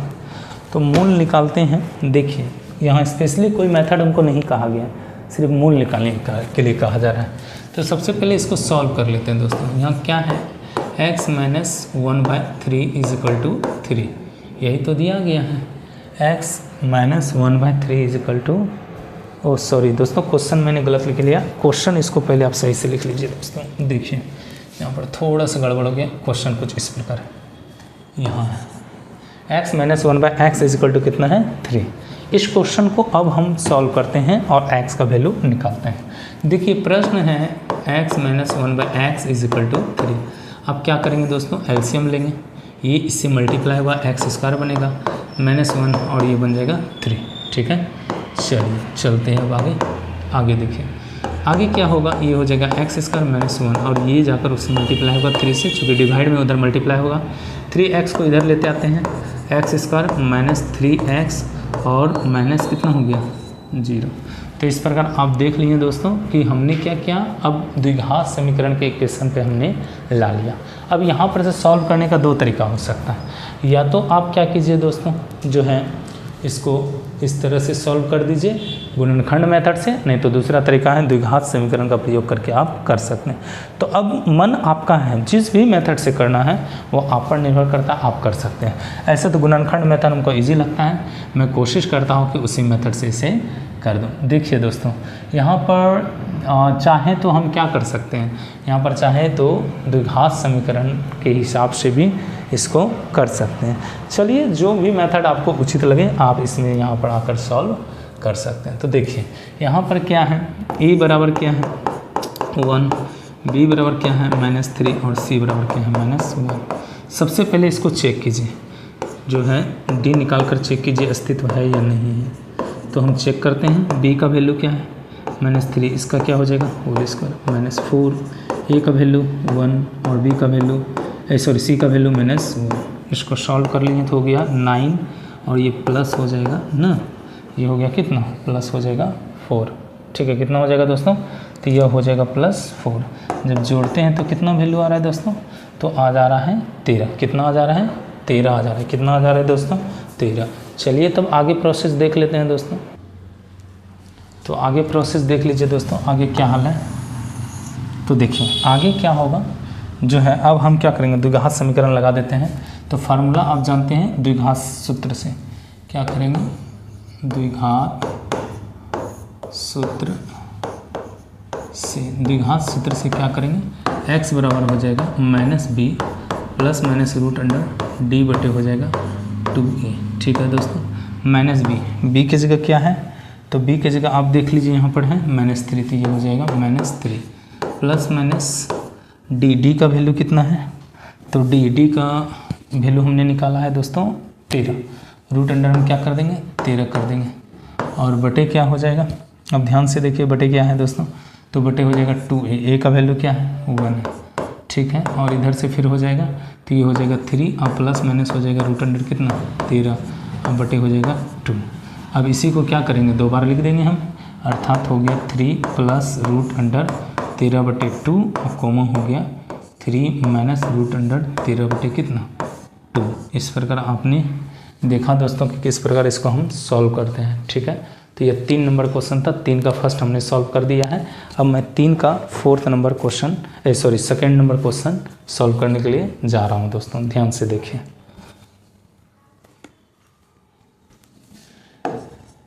तीन का सेकेंड नंबर क्वेश्चन है, ध्यान से देखिए और समझिए। ये है 1/x प्लस कितना हो गया 4 और फिर क्या हो गया -1 हो गया x माइनस कितना 7 बराबर कितना हो गया 11/30। 11 कितना हो गया 30। ठीक है दोस्तों, चलिए इसको सॉल्व करते हैं। तो सबसे पहले क्या करेंगे हम एलसीएम ले लेंगे, इसका एलसीएम लीजिए। तो यहाँ हो गया x + 4 और ये कितना हो गया x - 3। तो यहाँ पर इसको सॉल्व कर देते हैं। तो ये क्या हो जाएगा, ये इससे डिवाइड होगा टर्म तो बचेगा सिर्फ ये, तो ये इससे गुना होगा x - 7। अब देखिए ये x - 7 से भाग दीजिएगा तो x + 4 बचेगा। तो यहाँ पर हो जाएगा x + कितना 4 और इधर क्या है 11/30। चलिए दोस्तों, तो इसको मल्टीप्लाई कर लेते हैं हम, आगे मल्टीप्लाई करते हैं x - 7। अब ये माइनस इससे मल्टीप्लाई होगा -x और प्लस से मल्टीप्लाई होगा -4। यहाँ नीचे मल्टीप्लाई कीजिए x, यहाँ मल्टीप्लाई कीजिए x × x - 7 और ये हो गया +4 से मल्टीप्लाई करेंगे x माइनस कितना 7 हो जाएगा, ये हो जाएगा 11 कितना 30। ठीक है दोस्तों, तो ऐसे कंडीशन में x खत्म हो गया, -11 कितना हो गया, ये हो गया x × x माइनस कितना 7 और प्लस हो जाएगा कितना 4। और चूँकि ये मल्टीप्लाई कर रहे थे दोस्तों, आइए इसको मल्टीप्लाई कर लेते हैं पहले। चलिए, तो मल्टीप्लाई हो गया x² - 7x और प्लस हो गया 4x और माइनस कितना हो गया 28 और इधर क्या हो गया 11/30। अब ध्यान से देखिए 11 1 टाइम्स में कैंसिल हो गया, फिर 11 1 टाइम्स में कैंसिल हो गया। अब क्या करेंगे दोस्तों, क्रॉस मल्टीप्लिकेशन, ये उधर चला जाएगा ये इधर आ जाएगा, 30 इधर गुना होगा तो -30 बन जाएगा और ये उधर गुना होगा x², ये दोनों देखिए माइनस हो रहा है -3x और माइनस हो जाएगा कितना 28। अब सबको एक साइड, इसको भी उठाकर उधर ले जाइए तो क्या हो जाएगा x², तो क्या हो जाएगा यहाँ पर, ये हो जाएगा x² -3x और माइनस हो जाएगा 28 और ये माइनस वाला टर्म इधर आ जाएगा तो प्लस हो जाएगा 30 बराबर कितना हो गया 0। ध्यान से देखिए दोस्तों आगे क्या है, तो अब हो जाएगा x² फिर हो जाएगा -3x माइनस नहीं प्लस हो जाएगा दोस्तों, इसको प्लस कीजिए 2 बराबर हो जाएगा 0। ठीक है, तो इसको देखिए मैंने इसको क्या कर दिया सॉल्व कर दिया दोस्तों। ठीक है, अब क्या करते हैं, इसको जो है आप सॉल्व कर सकते हैं। अब देखिए कैसे सॉल्व करना है आपको, तो ऐसे कंडीशन में जो है गुणनखंड या द्विघात जैसे भी सॉल्व करना आप कर सकते हैं। अगर जब गुणनखंड करना है तो कुछ इस प्रकार करना होगा, -2x और माइनस करना होगा x प्लस हो जाएगा 2। क्यों, देखिए ये दोनों को गुना कीजिएगा +2x² जो कि गुना करने पर मिल गया और माइनस कीजिएगा दोनों तो जोड़ ऐड कर उतना हो जाएगा, मतलब 3x हो जाएगा। कॉमन आ गया x तो यहाँ हो जाएगा x - 2, यहाँ से -1 कॉमन लीजिएगा तो यहाँ भी हो जाएगा x - 2 बराबर क्या है दोस्तों 0। अब देखिए x-2 कॉमन आ जाएगा तो बचेगा क्या, x-1 बराबर क्या हो गया 0। अब एक एक करके अब क्या करेंगे, तुलना कीजिए 0, x-2 बराबर 0 एंड x-1 बराबर कितना 0, इसलिए x बराबर क्या हो जाएगा 2 और यहाँ x बराबर क्या हो जाएगा 1। ठीक है दोस्तों, इस प्रकार आपने क्या किया। तो चलिए दोस्तों, आज फिर जो है हम देखते हैं क्वेश्चन नंबर, मैं इसका 3 बता चुका हूँ आपको, ये दोनों क्वेश्चन बताए हमने। अब क्वेश्चन नंबर 4 पर विचार करते हैं दोस्तों। बोलता है क्वेश्चन नंबर 4, ये 4.3 का है। 3 वर्ष पूर्व रहमान की आयु का व्युत्क्रम और अब से 5 वर्ष पश्चात आयु के व्युत्क्रम का योग जो है वह 1/3 है, उसकी वर्तमान आयु क्या है। तो सबसे पहले देखिए कि इसमें वर्तमान आयु नहीं दिया गया है। ये क्वेश्चन नंबर 4 है दोस्तों, क्वेश्चन नंबर कितना है, ये 4 है। और वर्तमान आयु चूँकि दिया नहीं है तो हम इसमें देखते हैं, हमको वर्तमान आयु लेना है। मान लेते हैं रहमान की वर्तमान आयु x, माना रहमान की वर्तमान आयु बराबर कितना है दोस्तों, x वर्ष है। कितना हो गया, x वर्ष। ठीक है, कितना हो गया, ये x वर्ष है। ठीक है, चलिए दोस्तों, अब बोलता है 3 वर्ष पूर्व रहमान की आयु का व्युत्क्रम। पहले निकालिए कि 3 वर्ष पूर्व, पूर्व मतलब होता है पहले। मान लीजिए मेरा उम्र अभी 26 वर्ष है, 3 साल पहले कितना रहा होगा, तो ऑटोमेटिक मैं इसमें 3 साल घटाऊंगा। उसी प्रकार अगर रहमान का वर्तमान आयु x वर्ष है तो सोचिए 3 वर्ष पूर्व क्या रहा होगा। तो लिख देते हैं 3 वर्ष पूर्व रहमान की आयु बराबर कितना हो जाएगा, x वर्ष हो जाएगा दोस्तों। ठीक है, x नहीं सॉरी, ये हो जाएगा आपका x - 3 वर्ष। ठीक है, ये हो गया 3 वर्ष पूर्व की घटना है। अब चलिए इसी में कहता है और अब से 5 वर्ष पश्चात मतलब बाद, मैं 26 का हूँ, बाद में मान लीजिए कि 4 साल बाद बोलूँगा तो कितना, 30 का। तो उसी तरह अगर जहाँ रहमान वर्तमान में x वर्ष का है तो 5 साल बाद क्या हो जाएगा, तो यहाँ लिखना होगा 5 वर्ष पश्चात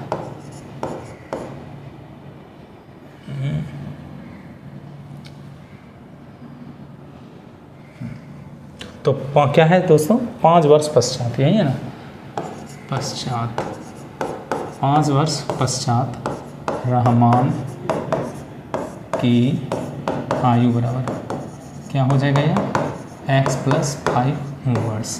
ठीक है दोस्तों, ये हो गया x + 5 वर्ष। अब ज़रा ध्यान से देखिए, यहाँ पर क्या है, ये तो हमने सारा प्रश्न लिख लिया, लेकिन इसमें क्या कहा गया था, 3 वर्ष पूर्व रहमान की आयु का व्युत्क्रम। व्युत्क्रम मतलब उल्टा होता है, अगर यहाँ 3 वर्ष पूर्व ऐसा था तो इसका व्युत्क्रम हो जाएगा 1/x - 3, और उसी तरह 5 वर्ष पश्चात आयु के व्युत्क्रम का योग दिया है।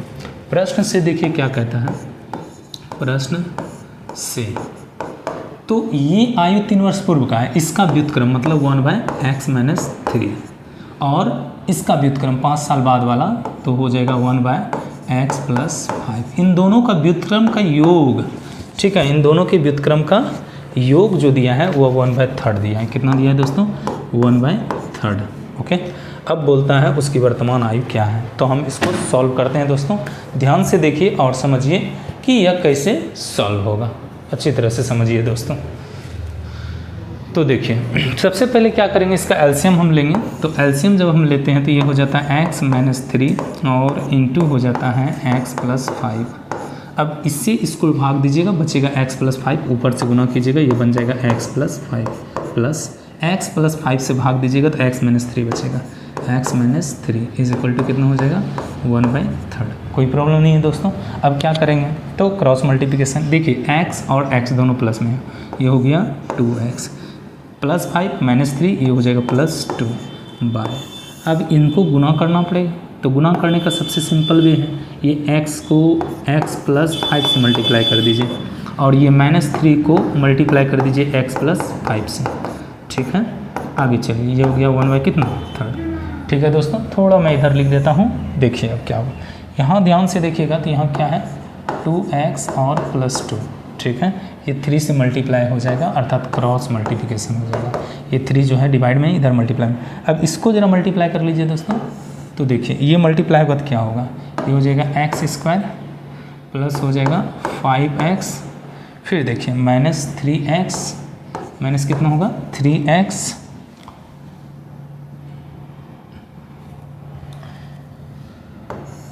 ये हो गया माइनस 3x दोस्तों, और देखिए माइनस 3 से 5 को गुणा कीजिए तो ये हो जाएगा माइनस 15 इज इक्वल टू कितना हो जाएगा, तो ये हो जाएगा 1। क्यों? क्योंकि आपने इस 3 को इधर मल्टीप्लाई कर दिया।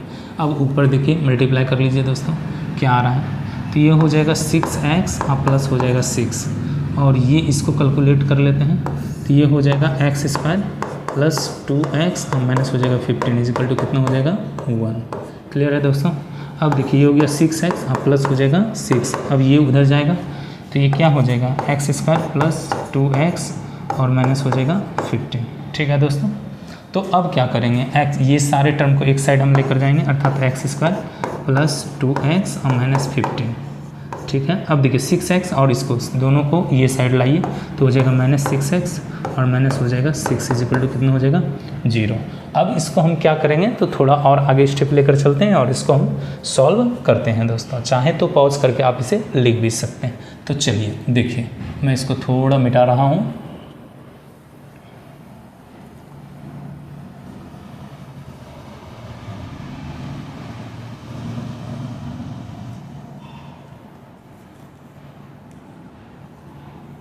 चलिए दोस्तों आइए तो इसको सॉल्व कर लेते हैं। आप देखिए क्या है, ये है एक्स स्क्वायर, ठीक है दोस्तों, और ये देखिए प्लस 2x और माइनस 15 और माइनस 6 माइनस 6 और प्लस 2x क्या हो जाएगा माइनस 4x, और क्या है आगे, तो माइनस 15 और माइनस जो है 6 क्या हो जाएगा माइनस 21। ठीक है, लगता है माइनस करने में ये ठीक है दोस्तों, है ना।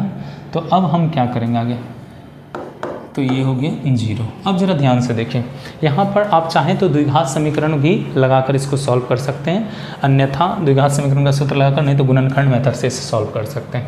तो इसे गुणनखंड मेथड से मैं इसको सॉल्व कर देता हूँ दोस्तों। देखिए ध्यान से, जब आप 21 का खंडन कीजिएगा, फैक्टराइज कीजिएगा तो 2 नंबर मिलेगा, एक 3 और दूसरा 7।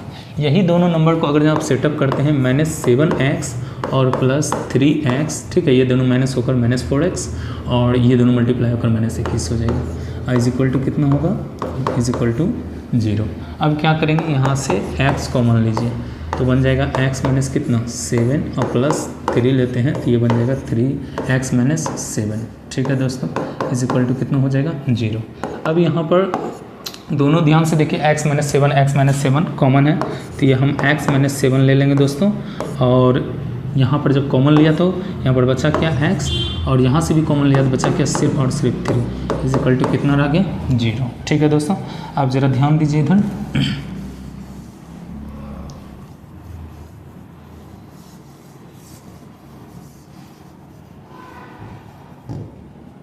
तो देखिए दोस्तों, अब क्या करेंगे, अब हम इसका कंपैरिजन 0 से करेंगे।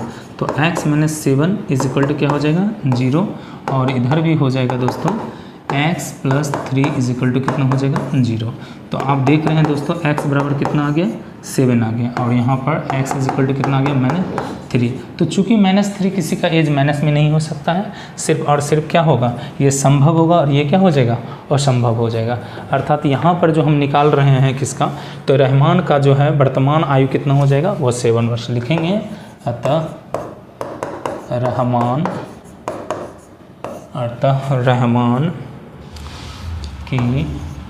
की वर्तमान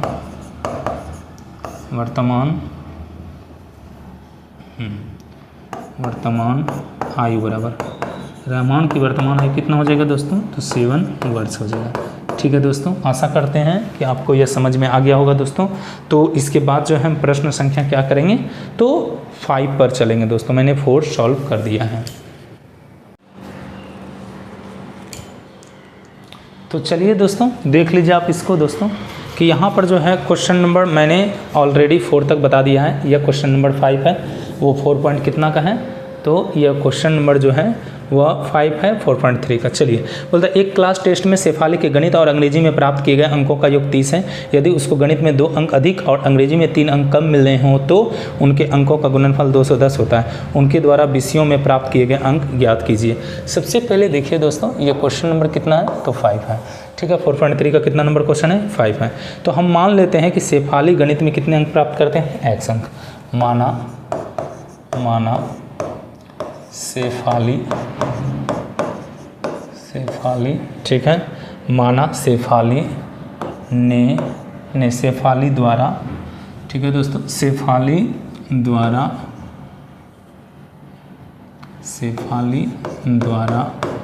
गणित में प्राप्त अंक बराबर कितना हो गया, x। कितना हो गया, x। जबकि यहाँ पर कहा जा रहा है दोनों अंग्रेजी और गणित का योग कितना है, 30। अब एक का x है तो दूसरे का क्या हो जाएगा, 30 माइनस x। तो शेफाली द्वारा गणित में प्राप्त अंक कितना हो गया, x। उसी तरह लिखेंगे शेफाली द्वारा अंग्रेजी में प्राप्त अंक बराबर क्या हो जाएगा, तो ये हो जाएगा 30 माइनस x। ठीक है दोस्तों, 30 माइनस क्या हो गया, x। अब ध्यान से सुनिएगा, कहता है यदि गणित में 2 अंक और अधिक और अंग्रेजी में जो है 3 अंक कम मिले होते तो उनके अंकों का जो गुणनफल है वो 210 हो जाता है। प्रश्न से ध्यान से सुनना है। प्रश्न से क्या कहा कि प्रश्न से कहता है दोस्तों कि गणित में जो है 2 अंक अधिक मिल गया। गणित में पहले क्या मिल रहा था, x। अब 2 अंक अधिक मिला मतलब x प्लस क्या हो गया, 2। उसके बाद क्या रखता है, बोलता है और अंग्रेजी में 3 अंक कम मिले होते हैं। पहले अंग्रेजी में कितना मिल रहा है, 30 माइनस x।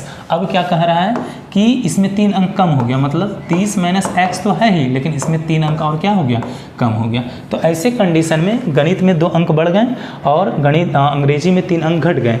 तो ऐसे कंडीशन में दोनों का गुणनफल क्या हो जाता है, वो हो जाता है 210। ठीक है दोस्तों, कितना हो जाता है, 210। अब इसको हमको सॉल्व करना है दोस्तों, तो ध्यान से देखिए और समझिए। सबसे पहले यहाँ पर क्या करेंगे, तो इसको एक स्टेप सॉल्व कर लेते हैं। x प्लस 2 इंटू हो जाएगा, यहाँ पर माइनस कीजिए तो 27 माइनस कितना हो जाएगा, तो 27 माइनस हो जाएगा x इज इक्वल टू कितना हो जाएगा, 210। अब एक एक करके गुना करते हैं, x 27 माइनस x और इधर प्लस 2 से गुना कर देंगे, 27 माइनस कितना, x इज इक्वल टू कितना हो जाएगा, 210। ध्यान से इसको गुना कीजिए, 27 माइनस x अब माइनस हो जाएगा x स्क्वायर और प्लस हो जाएगा 54 अब माइनस हो जाएगा 2x इज इक्वल टू कितना होगा दोस्तों, 210। चलिए और आगे सॉल्व कीजिए। तो पहले माइनस x स्क्वायर को लिख लेते हैं। अब देखिए यहाँ 27x है और यहाँ पर माइनस कितना है, 2x, तो ये घटकर हो जाएगा 25x। अब देखिए यहाँ 54 है, उधर 210 है, तो 210 को इधर लेता है, आइए दोस्तों, ये हो जाएगा माइनस कितना, 210। वो प्लस में था, इधर आ गया माइनस में। यहाँ हो गया माइनस x स्क्वायर प्लस यहाँ पर क्या है 25x और इन दोनों से देखिए माइनस कर लीजिए दोस्तों। तो 210 में क्या करेंगे, 54 को माइनस कर लेंगे। जैसे 54 माइनस करेंगे तो क्या मिल रहा है, ध्यान से देखिए 156 मिल रहा है। तो 156 यहाँ पर लिख देते हैं, किस में, माइनस में, 156 इज इक्वल टू कितना हो गया, 0। अब सबसे माइनस कॉमन ले लेते हैं। माइनस जब कॉमन लेंगे ये बन जाएगा प्लस, ये बन जाएगा माइनस और ये बन जाएगा प्लस। ठीक है दोस्तों, ये हो गया 156। ठीक है दोस्तों, तो ऐसा जो है यहाँ तक हम आ चुके हैं। अब देखिए कि यहाँ पर जब माइनस कॉमन लिया तो ये माइनस 0 के साथ चल जाएगा, अर्थात वो हो जाएगा प्लस। ठीक है दोस्तों, ये खत्म हो जाएगा। अब ध्यान दीजिए, अब बचा क्या, x स्क्वायर माइनस 25x और प्लस 156। अब हम इसको क्या करेंगे, तो कैलकुलेट करेंगे दोस्तों। ध्यान से देखिए, अब इसको हम क्या करेंगे, कैलकुलेट करेंगे। थोड़ा सा एक स्टेप और मैं आपको दिखा देता हूँ। देखिए ध्यान से दोस्तों, यहाँ पर क्या करेंगे, तो बचा क्या, x स्क्वायर, फिर बचा है माइनस 25x और क्या बचा है, प्लस 156 इज इक्वल टू कितना है, तो 0 है। कितना है, 0। अब इसी इक्वेशन को हमको क्या करना है, तो इसी इक्वेशन को सॉल्व करना है दोस्तों। देखिए यहाँ पर से 156 का जब आप गुणनखंड करते हैं तो आपको क्या क्या मिलता है, 156 गुणनखंड कर लीजिए। तो देखिए 2 से जब इसको कैंसिल कीजिएगा तो आ जाता है कितना, 78। कितना आ जाता है, 78। फिर 2 से एक बार कैंसिल कर लीजिए दोस्तों, तो ये फिर कितने टाइम्स में कट जाएगा, यहाँ देखिए 3 अर्थात 39। अब किससे कटेगा, 3 से कटेगा, कितने बार में, 13 बार में। तो देखिए 2 नंबर मिलेगा, 3 दूना 6, 6 दूना 12, अर्थात 12 और 13 2 नंबर है। दोनों को गुना करने पर पड़ जाएगा कितना, तो 156 और दोनों को जोड़ने पर पड़ जाएगा 25x। ठीक है, तो 2 नंबर हमने प्राप्त कर लिया। मैं इसे गुणनखंड मेथड से बना रहा हूँ, आपको जो मेथड से बनाना है बना सकते हैं। चलिए तो ये क्या हो जाएगा एक्स स्क्वायर माइनस हो जाएगा कितना, तो 12x और माइनस हो जाएगा 13x, अब प्लस हो जाएगा 156 इज इक्वल टू कितना हो जाएगा 0। अब इससे क्या करेंगे x कॉमन ले लेंगे तो बचा क्या x माइनस 12, और इससे हम क्या करेंगे माइनस 13 कॉमन ले लेंगे, बच जाएगा x माइनस 12 बराबर क्या हो गया तो 0। अब क्या करेंगे दोस्तों x माइनस 12 और यहाँ हो जाएगा x माइनस कितना 13 बराबर कितना हो जाएगा 0। अब एक एक करके हम 0 से तुलना करते हैं तो x माइनस 12 बराबर कितना हो गया 0 और x माइनस 13 बराबर कितना हो गया 0। ठीक है दोस्तों, तो अब यहाँ से x का वैल्यू आ गया 12 और यहाँ से x का वैल्यू कितना हो जाएगा 13। तो इस प्रकार देखिए हमने x का दो वैल्यू निकाला है, एक आया है 12 और दूसरा क्या आया है दोस्तों 13 आया। तो इसका मतलब है जब आप ध्यान से देखिएगा जब जो है शेफाली ने गणित में कितना 12 अंक प्राप्त किए होंगे, तो इसका मतलब है अंग्रेजी में उन्होंने ये 30 माइनस 12 करना होगा अर्थात 18 अंक प्राप्त किए होंगे। और वही जब अंग्रेजी में गणित में शेफाली ने 13 अंक प्राप्त किए होंगे तो फिर अंग्रेजी में उन्होंने 30 माइनस 13 अर्थात 17 अंक प्राप्त किए होंगे। इसी चीज़ को मैं आगे दर्शाता हूँ अगले स्लाइड पर, ध्यान से देखिए दोस्तों। तो हमने दो चीज़ों को पाया, एक तो x बराबर 12 पाया है और दूसरा x बराबर क्या पाया है 13। तो लिखना होगा जब शेफाली ने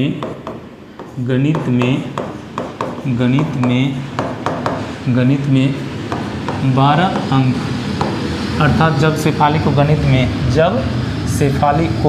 एक मिनट दोस्तों, जब शेफाली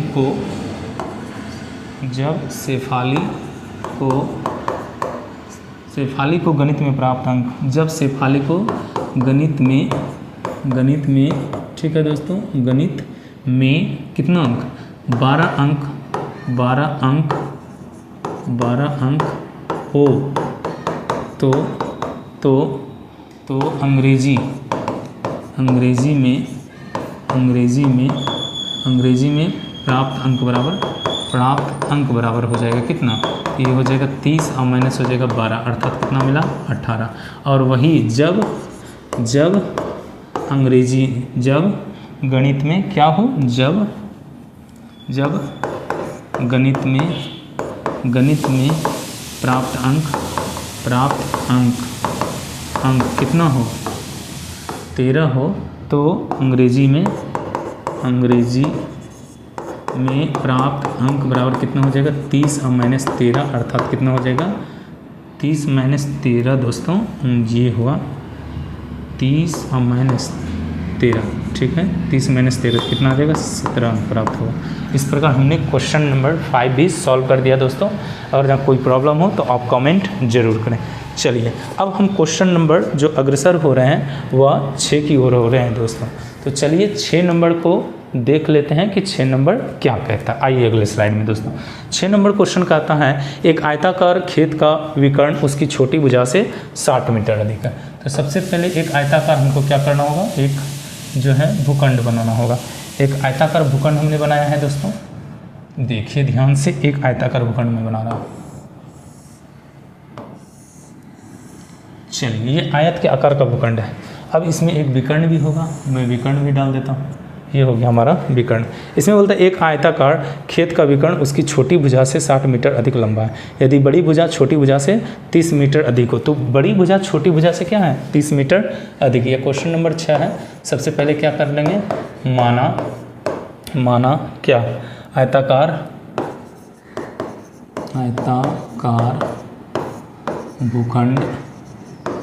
भूखंड की छोटी भुजा बराबर क्या होगा, तो हो जाएगा x छोटी भुजा बराबर हो जाएगा x मीटर। कितना हो जाएगा x मीटर। तो आयताकार भूखंड की बड़ी भुजा, आयताकार भूखंड की बड़ी भुजा कितना हो जाएगा, तो ये छोटी भुजा से जो है बड़ी भुजा कितना अधिक है 30 मीटर अधिक है। कितना 30 मीटर। तो इसका मतलब क्या x प्लस 30 मीटर हो जाएगा। कितना हो जाएगा x प्लस 30 मीटर। और उसमें क्या कहता है, बोलता है विकर्ण उसकी छोटी भुजा 60 मीटर अधिक है। तो हम बात करते हैं विकर्ण का। तो विकर्ण कितना हो जाएगा, विकर्ण जो है आयताकार भूखंड का विकर्ण जो हो जाएगा वो कितना हो जाएगा, छोटी भुजा से 60 मीटर अधिक। तो इसका मतलब हो जाएगा x प्लस कितना हो जाएगा दोस्तों 60 मीटर। अब देखिए यहाँ पर 3 चीज़ें निकल गई हैं, छोटी भुजा, बड़ी भुजा और विकर्ण। अब यदि आयत को ध्यान से देखते हैं तो आयत में एक समकोण, यहाँ समकोण त्रिभुज है, अर्थात ये समकोण त्रिभुज जब है तो आप जानते हैं समकोण त्रिभुज में ये विकर्ण है H, इसको P बना देते हैं और इसको B बना देते हैं। ठीक है दोस्तों, तो इस प्रकार बनाने के बाद हम एक फार्मूला लगाएंगे समकोण त्रिभुज का। समकोण त्रिभुज का फार्मूला जो होगा, ध्यान से, अब ये क्या हुआ है, आयताकार हो गया, ऐसा हो गया, यहाँ पर ये हमारा H है, ये P है और ये B है, समकोण त्रिभुज हो गया। ठीक है, आयत में चूंकि एक पार्ट समकोण त्रिभुज होगा तो अब प्रश्न से क्या हो जाएगा, यहाँ पर ध्यान से देखिएगा, ऐसे कंडीशन में हम लिखेंगे क्या कि अर्थात विकर्ण स्क्वायर इज इक्वल टू लिखेंगे क्या, बड़ी भुजा का स्क्वायर और प्लस लिख देंगे छोटी भुजा का स्क्वायर, छोटी भुजा का क्या हो जाएगा स्क्वायर। तो ध्यान से आप समझ गए होंगे कि विकर्ण का स्क्वायर बराबर हो जाता है बड़ी भुजा का स्क्वायर प्लस छोटी भुजा का स्क्वायर। विकर्ण कितना है दोस्तों, x प्लस है 60, इसका क्या हो जाएगा होल स्क्वायर। बड़ी भुजा क्या है तो x प्लस 30, इसका क्या हो जाएगा होल स्क्वायर। और आगे क्या है, छोटी भुजा क्या है x, इसका हो जाएगा x स्क्वायर। ये देखिए a प्लस बी का होल स्क्वायर है दोस्तों, इसको आप क्या कीजिए, पहले a प्लस बी का होल स्क्वायर लगाइए, a स्क्वायर प्लस 2ab और प्लस हो जाता है b स्क्वायर। ठीक है, अब उसी तरह a प्लस बी का whole square, a square plus 2ab और प्लस क्या हो जाएगा b स्क्वायर और प्लस क्या है एक्स स्क्वायर। सॉल्व करते हैं दोस्तों। अब ध्यान दीजिए, यहाँ एक्स स्क्वायर तो यहाँ भी एक्स स्क्वायर, दोनों गायब हो गया। अब यहाँ क्या बचा है, तो ये हो गया 120x और इधर से कितना हो गया 3600। ठीक है, इधर क्या बचा है 60x प्लस 900 और प्लस हो जाएगा एक्स स्क्वायर। ठीक है, अब सबको एक साइड लेकर चाहिए, इस सब को उधर लेकर जाइए, तो उधर क्या बचा है 60x प्लस 900 और प्लस है एक्स स्क्वायर, ये उधर जाएगा। देखिए दोस्तों, ये 120 उधर जाएगा तो क्या हो जाएगा माइनस 120x और ये 3600 भी उधर जाएगा तो माइनस हो जाएगा 3600 बराबर कितना हो जाएगा 0। अब हम क्या करेंगे, इसको अरेंज कर लेते हैं। पहले एक्स स्क्वायर, अब देखिए 60x और माइनस 120 है तो बच जाएगा माइनस 60x। अब यहाँ पर है प्लस 900 और यहाँ है माइनस 3600 तो हो जाएगा माइनस 2700। अब जो है इज इक्वल टू क्या है 0। अब हम इसको क्या करेंगे दोस्तों, अब इसका हम करेंगे, जब हमारा इक्वेशन निकल चुका है तो अब इसका हम करेंगे क्या दोस्तों, गुणनखंड करेंगे। ठीक है दोस्तों, तो चलिए अगले स्लाइड पर इसका गुणनखंड क्या हो सकता है वो हम देखते हैं दोस्तों। ध्यान से देखिए, अगर जहाँ 2700 को देखिएगा तो 2700 से 2 गुणनखंड दिख रहा है हमको, एक निकलता है 90 और दूसरा क्या निकलता है 9 27 30 निकलता है। ये दोनों को गुणा करने पर क्या हो जाएगा 2700 हो जाएगा, है ना दोस्तों। तो इस प्रकार हमको 2 नंबर मिल चुका है 90 और 30। अब इसको मैं आगे सॉल्व करता हूँ अगले स्लाइड में, ध्यान से देखिए और समझिए दोस्तों। तो क्या था हमारा, ये था एक्स स्क्वायर माइनस था 60x और माइनस है 2700 बराबर क्या है 0। अब हम इसको क्या करेंगे, इसको अरेंज कर सकते हैं, माइनस 90x और प्लस 30x और माइनस कितना होगा 2700 बराबर हो जाएगा कितना 0। अब इन दोनों से कॉमन लीजिए, x कॉमन आया, माइनस हो गया कितना 90 और प्लस यहाँ से 30 कॉमन आएगा, क्या आ जाएगा x माइनस 90 तो बराबर कितना हो गया, ये हो गया 0। ध्यान से दोस्तों, आगे क्या करना है हमको, अब देख रहे हैं कि x माइनस 90 भी कॉमन है तो हमने x माइनस 90 कॉमन लिया, बचा क्या x प्लस 30। अब हमारा कंपेरिजन किससे होगा 0 से। अब हम 0 से इसका कंपेरिजन कर लेते हैं, x माइनस 90 बराबर क्या हो जाएगा 0 और दूसरी ओर जो है ध्यान दीजिए ये हो जाएगा x प्लस 30 बराबर कितना 90। तो इसलिए x बराबर क्या हो जाएगा माइनस 30 और इधर अगर जो निकालिएगा x बराबर तो कितना हो जाएगा 90। तो ये तो संभव नहीं है क्योंकि ये माइनस में है ना, तो ये संभव नहीं है। तब हमको काम क्या करना होगा, ये संभव नहीं है ये संभव है, तो हमको x का वैल्यू है 90।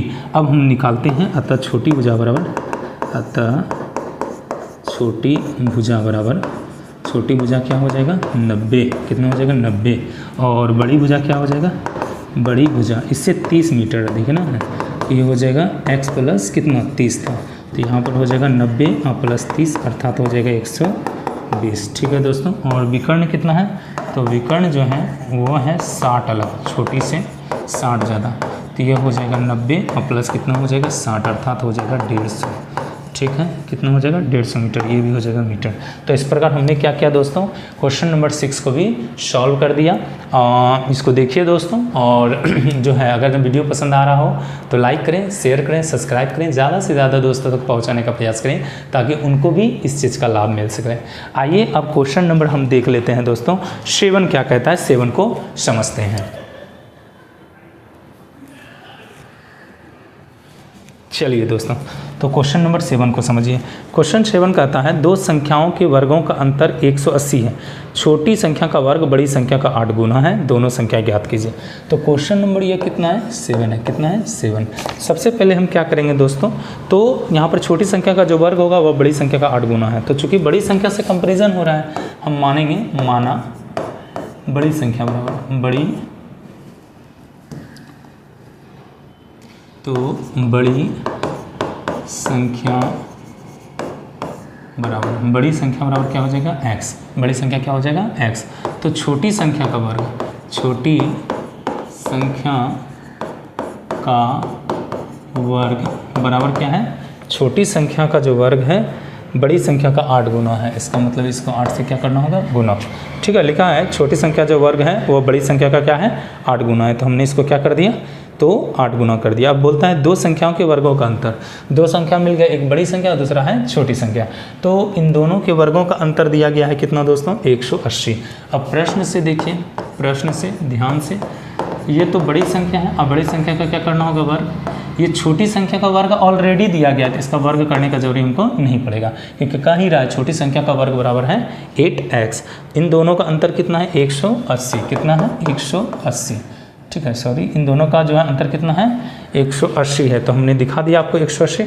अब इसमें क्या कहा जा रहा है हमको, तो बोल रहा है दोनों संख्याएं ज्ञात कीजिए। चलिए दोस्तों, बहुत आसान है। अगर जो 180 को देखिएगा खंडित करके तो 2 नंबर मिलेगा, एक 18 और दूसरा 10। जो गुना करने पर 180 और घटाने पर 8, अर्थात चलिए पहले इधर ला लीजिए इसको, x² माइनस हो गया 8x, अब माइनस हो जाएगा कितना, 180 बराबर 0।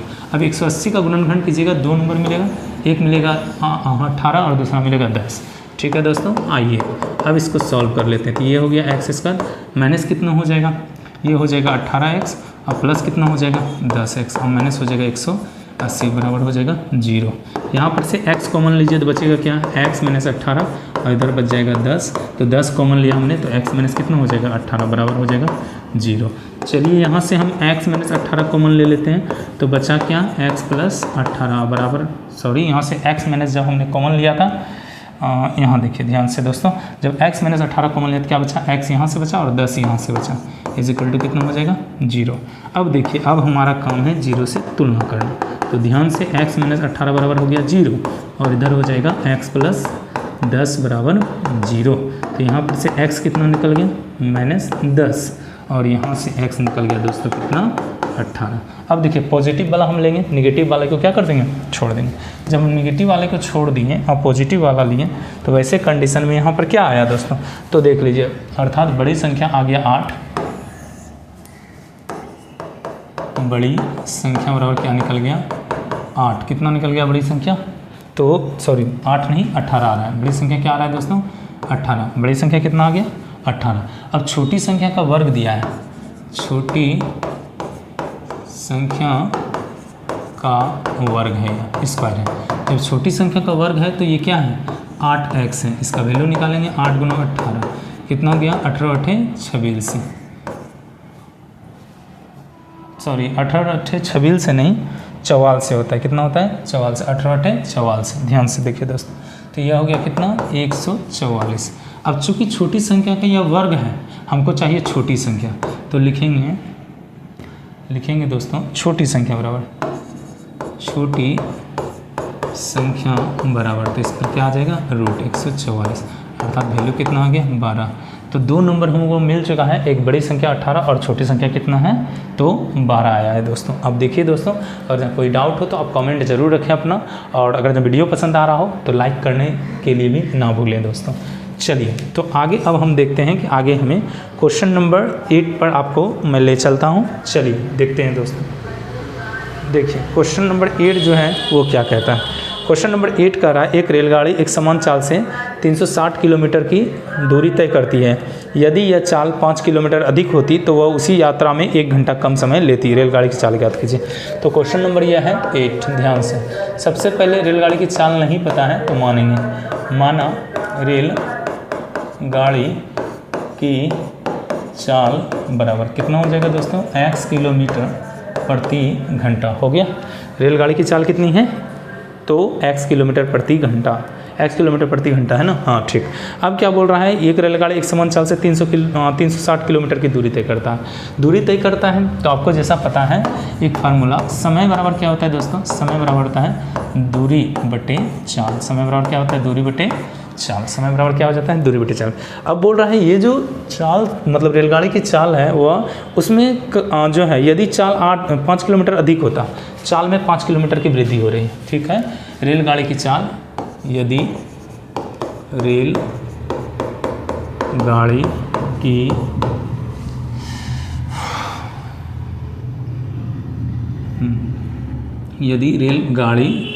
की चाल 5 किलोमीटर प्रति घंटा वृद्धि की जाए तो नया चाल क्या हो जाएगा, तो चाल बराबर हो जाएगा x + 5 किलोमीटर प्रति घंटा।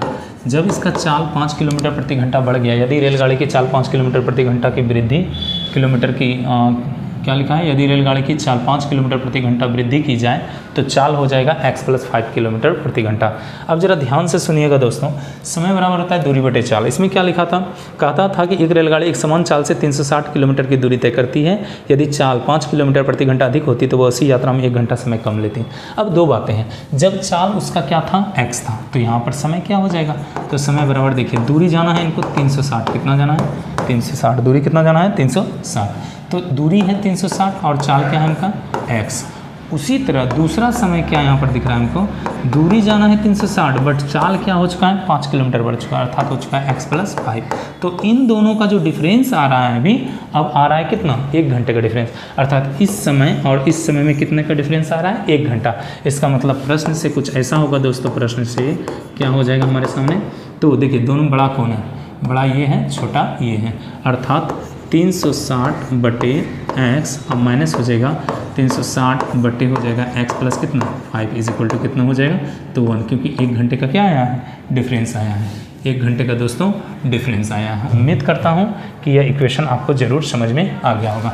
आप आगे क्या करेंगे, 360 को कॉमन ले लीजिए तो बचता क्या है 1 बटे x अब माइनस 1 बटे x plus 5 is equal to कितना बच जाता है, 1 बच जाता है। ठीक है दोस्तों, अब इस 360 को क्या कीजिएगा, भाग दे दीजिए और ये जो ब्रैकेट में है इसको एलसीएम लीजिए, x इंटू एक्स प्लस 5।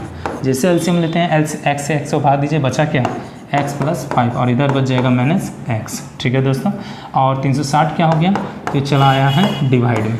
ठीक है, अब ध्यान दीजिए इधर आगे देखिए दोस्तों, तो यहाँ पर x तो कट जाएगा, ख़त्म हो जाएगा 0।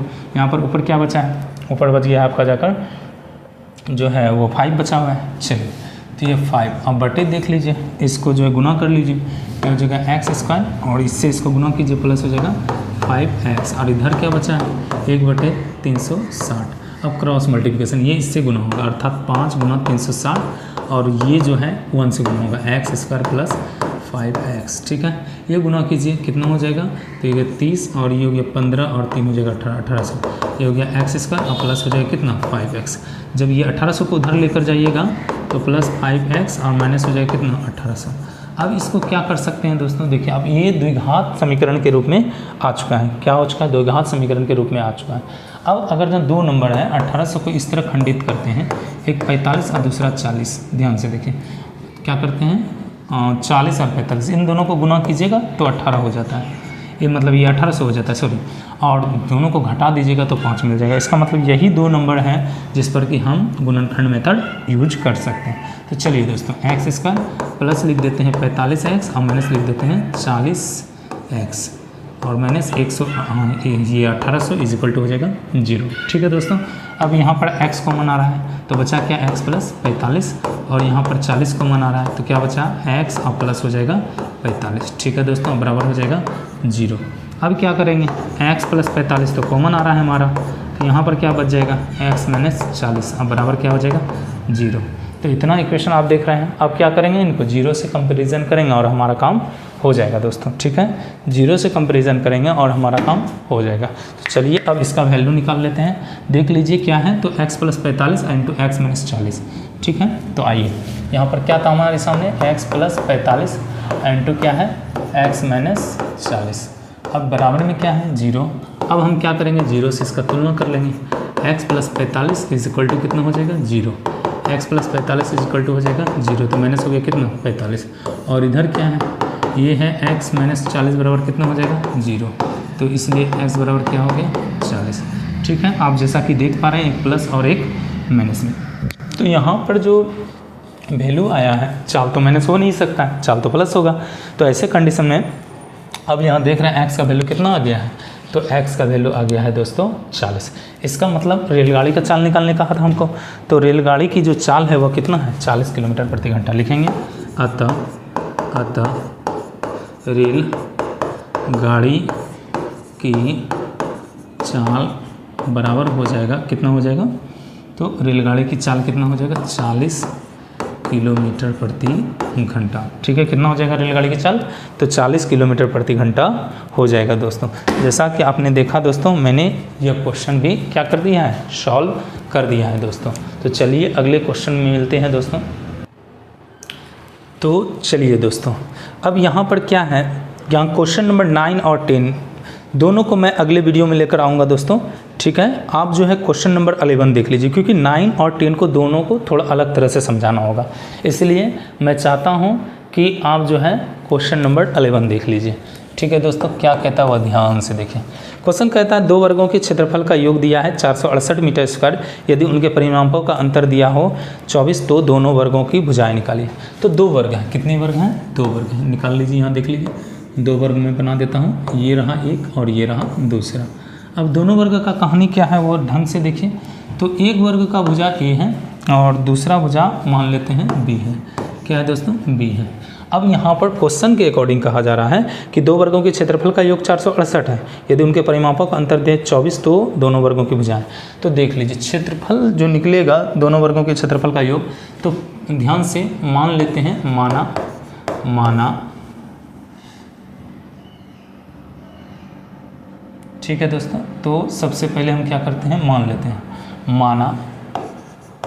माना पहले वर्ग की भुजा बराबर, पहले वर्ग की भुजा क्या हो जाएगा x, क्या हो जाएगा x मीटर, x नहीं सॉरी, ये हम मान लेते हैं पहले वर्ग की भुजा क्या मान लेते हैं, तो मान लेते हैं दोस्तों a मीटर, और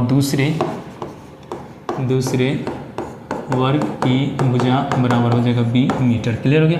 प्रश्न से देखिए दोस्तों, प्रश्न से क्या हो जाएगा, प्रश्न से है दोनों वर्गों के क्षेत्रफल का योग कितना, यही दिया है, दोनों वर्गों के क्षेत्रफल का योग दिया है 468 वर्ग मीटर स्क्वायर, यही दिया है। ये रखिए दोस्तों। पुनः देखिए क्या है, अब पुनः इसमें क्या है, पुनः कहा है उनके परिमापों का अंतर 24 है मीटर। कितना परिमापों का अंतर 24 मीटर।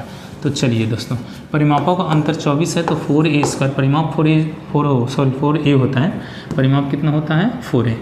तो पहले वर्ग का परिमाप 4a और दूसरे वर्ग का हो गया 4b, ये कितना दिया है 24। यहाँ से आप क्या कीजिए, तो 4 कॉमन ले लीजिए, 4 जैसे कॉमन लेते हैं तो a + b बचता है और यहाँ हो जाता है 24। तो a + b बराबर हो गया दोस्तों 24/4। तो a + b का वैल्यू क्या आ गया 6 आ गया। कितना आ गया 6। यहाँ से किसी एक का वैल्यू निकालिए, तो 6 और माइनस कर देते हैं b। ठीक है, या ऐसा करते हैं हम b ही निकाल लेते हैं, क्या करते हैं b निकालते हैं, तो 6 और माइनस हो जाएगा a, हो गया इक्वेशन नंबर 2। ठीक है, अब क्या करेंगे, b का मान 1 में रख देंगे। ठीक है दोस्तों, b का मान समीकरण 1 में रखने पर, तो b का मान समीकरण 1 में रखने पर, चलिए रख देते हैं इसको, ध्यान से देखिए। ये है a² प्लस b² और ये क्या है 468। अब जैसे यहाँ पर आप रखिएगा b का मान, किसका b का, तो देखिए क्या हो जाएगा, b का मान क्या है 6 और माइनस है a का होल स्क्वायर और ये हो गया 468। ठीक है, फार्मूला तोड़िए, A square plus B square minus 2ab plus B square is equal to 468।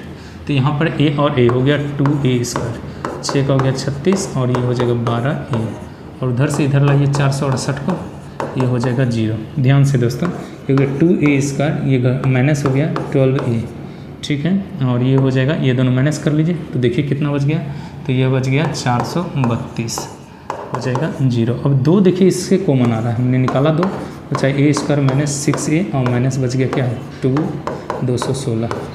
ठीक है दोस्तों, अभी तक देखिए हम यहाँ आ चुके हैं। अब क्या करेंगे, 2 को भाग में भेज देंगे तो बचेगा क्या, a स्क्वायर माइनस 6a और माइनस 216 इज इक्वल टू, जब भाग में 2 जाएगा तो वो भी 0 हो जाएगा। तो यहाँ तक इक्वेशन आ चुका है। अब हम क्या करेंगे, तो 216 का 2 ऐसा डिजिट पकड़ेंगे जिसका गुणनखंड करेंगे, और गुणनखंड करने के बाद इसका वैल्यू आगे पुट कर लेंगे। ज़रा ध्यान से अगर जब देखें आप, तो यहाँ पर 2 डिजिट क्या क्या मिल सकता है। 216 का अगर 18 और 12 रखते हैं तो यहाँ पर घट कर 6 और गुना करने पर 216 आ जाएगा। चलिए दोस्तों देखते हैं क्या है, a स्क्वायर माइनस 6a और माइनस है 216, ठीक है, बराबर 0। तो आइए इसको अब आगे हम सॉल्व करते हैं। क्या था, a स्क्वायर माइनस 6a और माइनस 216 इज इक्वल टू कितना है, तो ये है कितना, ये हो गया जाकर 0। देख लीजिए दोस्तों, क्या यही है, a स्क्वायर माइनस 6a और माइनस 216, बिल्कुल a स्क्वायर माइनस 6a और माइनस 216। अगर जब मैं इसको अरेंज करूँ माइनस 18a और प्लस 12a, तो देखिए ये दोनों घट कर 6 बच जाएगा और दोनों गुना होगा माइनस 216 हो जाएगा। ये 2 नंबर मिल गया हमको दोस्तों, ठीक है। अब ध्यान से आगे देखिए, आगे क्या करेंगे, यहाँ से a कॉमन आ रहा है, बचा क्या a और माइनस 18, और यहाँ से 12 कॉमन आ रहा है तो क्या बचा a और माइनस 18 बराबर क्या हो जाएगा 0। तो यहाँ से a माइनस 18 कॉमन ले लीजिए, बचा इधर क्या a और प्लस हो गया 12 बराबर हो जाएगा 0। अब हमारा काम क्या है, तो 0 से तुलना करना, a माइनस 18 बराबर हो गया 0 और इधर हो गया a प्लस 12 बराबर कितना हो जाएगा 0। ठीक है दोस्तों, तो a बराबर कितना आ जाएगा, माइनस हो जाएगा, सॉरी ये a है, ये हो गया माइनस 12, और यहाँ से a बराबर कितना आ जाएगा, a बराबर हो जाएगा 18, अर्थात ये तो अमान्य हो जाएगा लेकिन ये मान होगा 18। तो हमें क्या था कि हमें निकालने कहा जा रहा था दोनों वर्गों की भुजाएं, तो हमने a का वैल्यू निकाला है। अब क्या करेंगे दोस्तों, a का वैल्यू किसी एक में पुट कीजिए। इक्वेशन जो हमने सेकेंड लिखा था क्या था, a प्लस b, या a बराबर हमने निकाला था वहाँ, सॉरी b बराबर निकाला था हमने क्या, तो b बराबर निकाला था 6 मैंने से यही निकाला था। तो चलिए a का वैल्यू ये आया है। अब पुनः चूँकि हमको पता है a बराबर b बराबर हमने निकाला है, b बराबर हमने निकाला था 6 माइनस a, तो 6 माइनस a, b बराबर हमने क्या निकाला था दोस्तों, b बराबर हमने निकाला था कितना, तो 6 माइनस a, यही है ना दोस्तों, हाँ यही है। तो देखिए दोस्तों, जैसा कि आप देख रहे हैं क्या मिल गया है, तो पहला नंबर अगर जहाँ मतलब पहला भुजा अगर जहाँ 18 है तो दूसरा क्या होगा 12 आ जाएगा, चूँकि वो माइनस में है, लेकिन दूसरा भुजा क्या हो जाएगा 12। तो लिखते हैं अतः पहली भुजा बराबर कितना हो गया 18 मीटर, तो दूसरी भुजा कितनी आएगी, दूसरी भुजा बराबर तो दूसरी भुजा बराबर कितना हो जाएगा 12 मीटर। ठीक है दोस्तों, तो ये हमने क्या किया, पहले वर्ग और दूसरे वर्ग की भुजा को फाइंड कर लिया दोस्तों। अब मैंने जो है इस चैप्टर का लगभग सारा सवाल बता दिया दोस्तों, तो ये चैप्टर ख़त्म हो चुका है। इसका 2 सवाल बचा है जो कि आने वाले वीडियो में मैं इसे सेपरेट लेकर आऊँगा, क्योंकि वो क्वेश्चन काफ़ी बड़े हैं और मैं उन्हें अच्छा से समझाना चाहता हूँ इसलिए। तो यदि वीडियो पसंद आ रहा हो तो आप ज़रूर इसको लाइक और सब्सक्राइब और शेयर ज़रूर कर लें दोस्तों। मिलते हैं अगले वीडियो में दोस्तों, जो है मिलते हैं 4 में दोस्तों। तो thank you, bye bye, okay.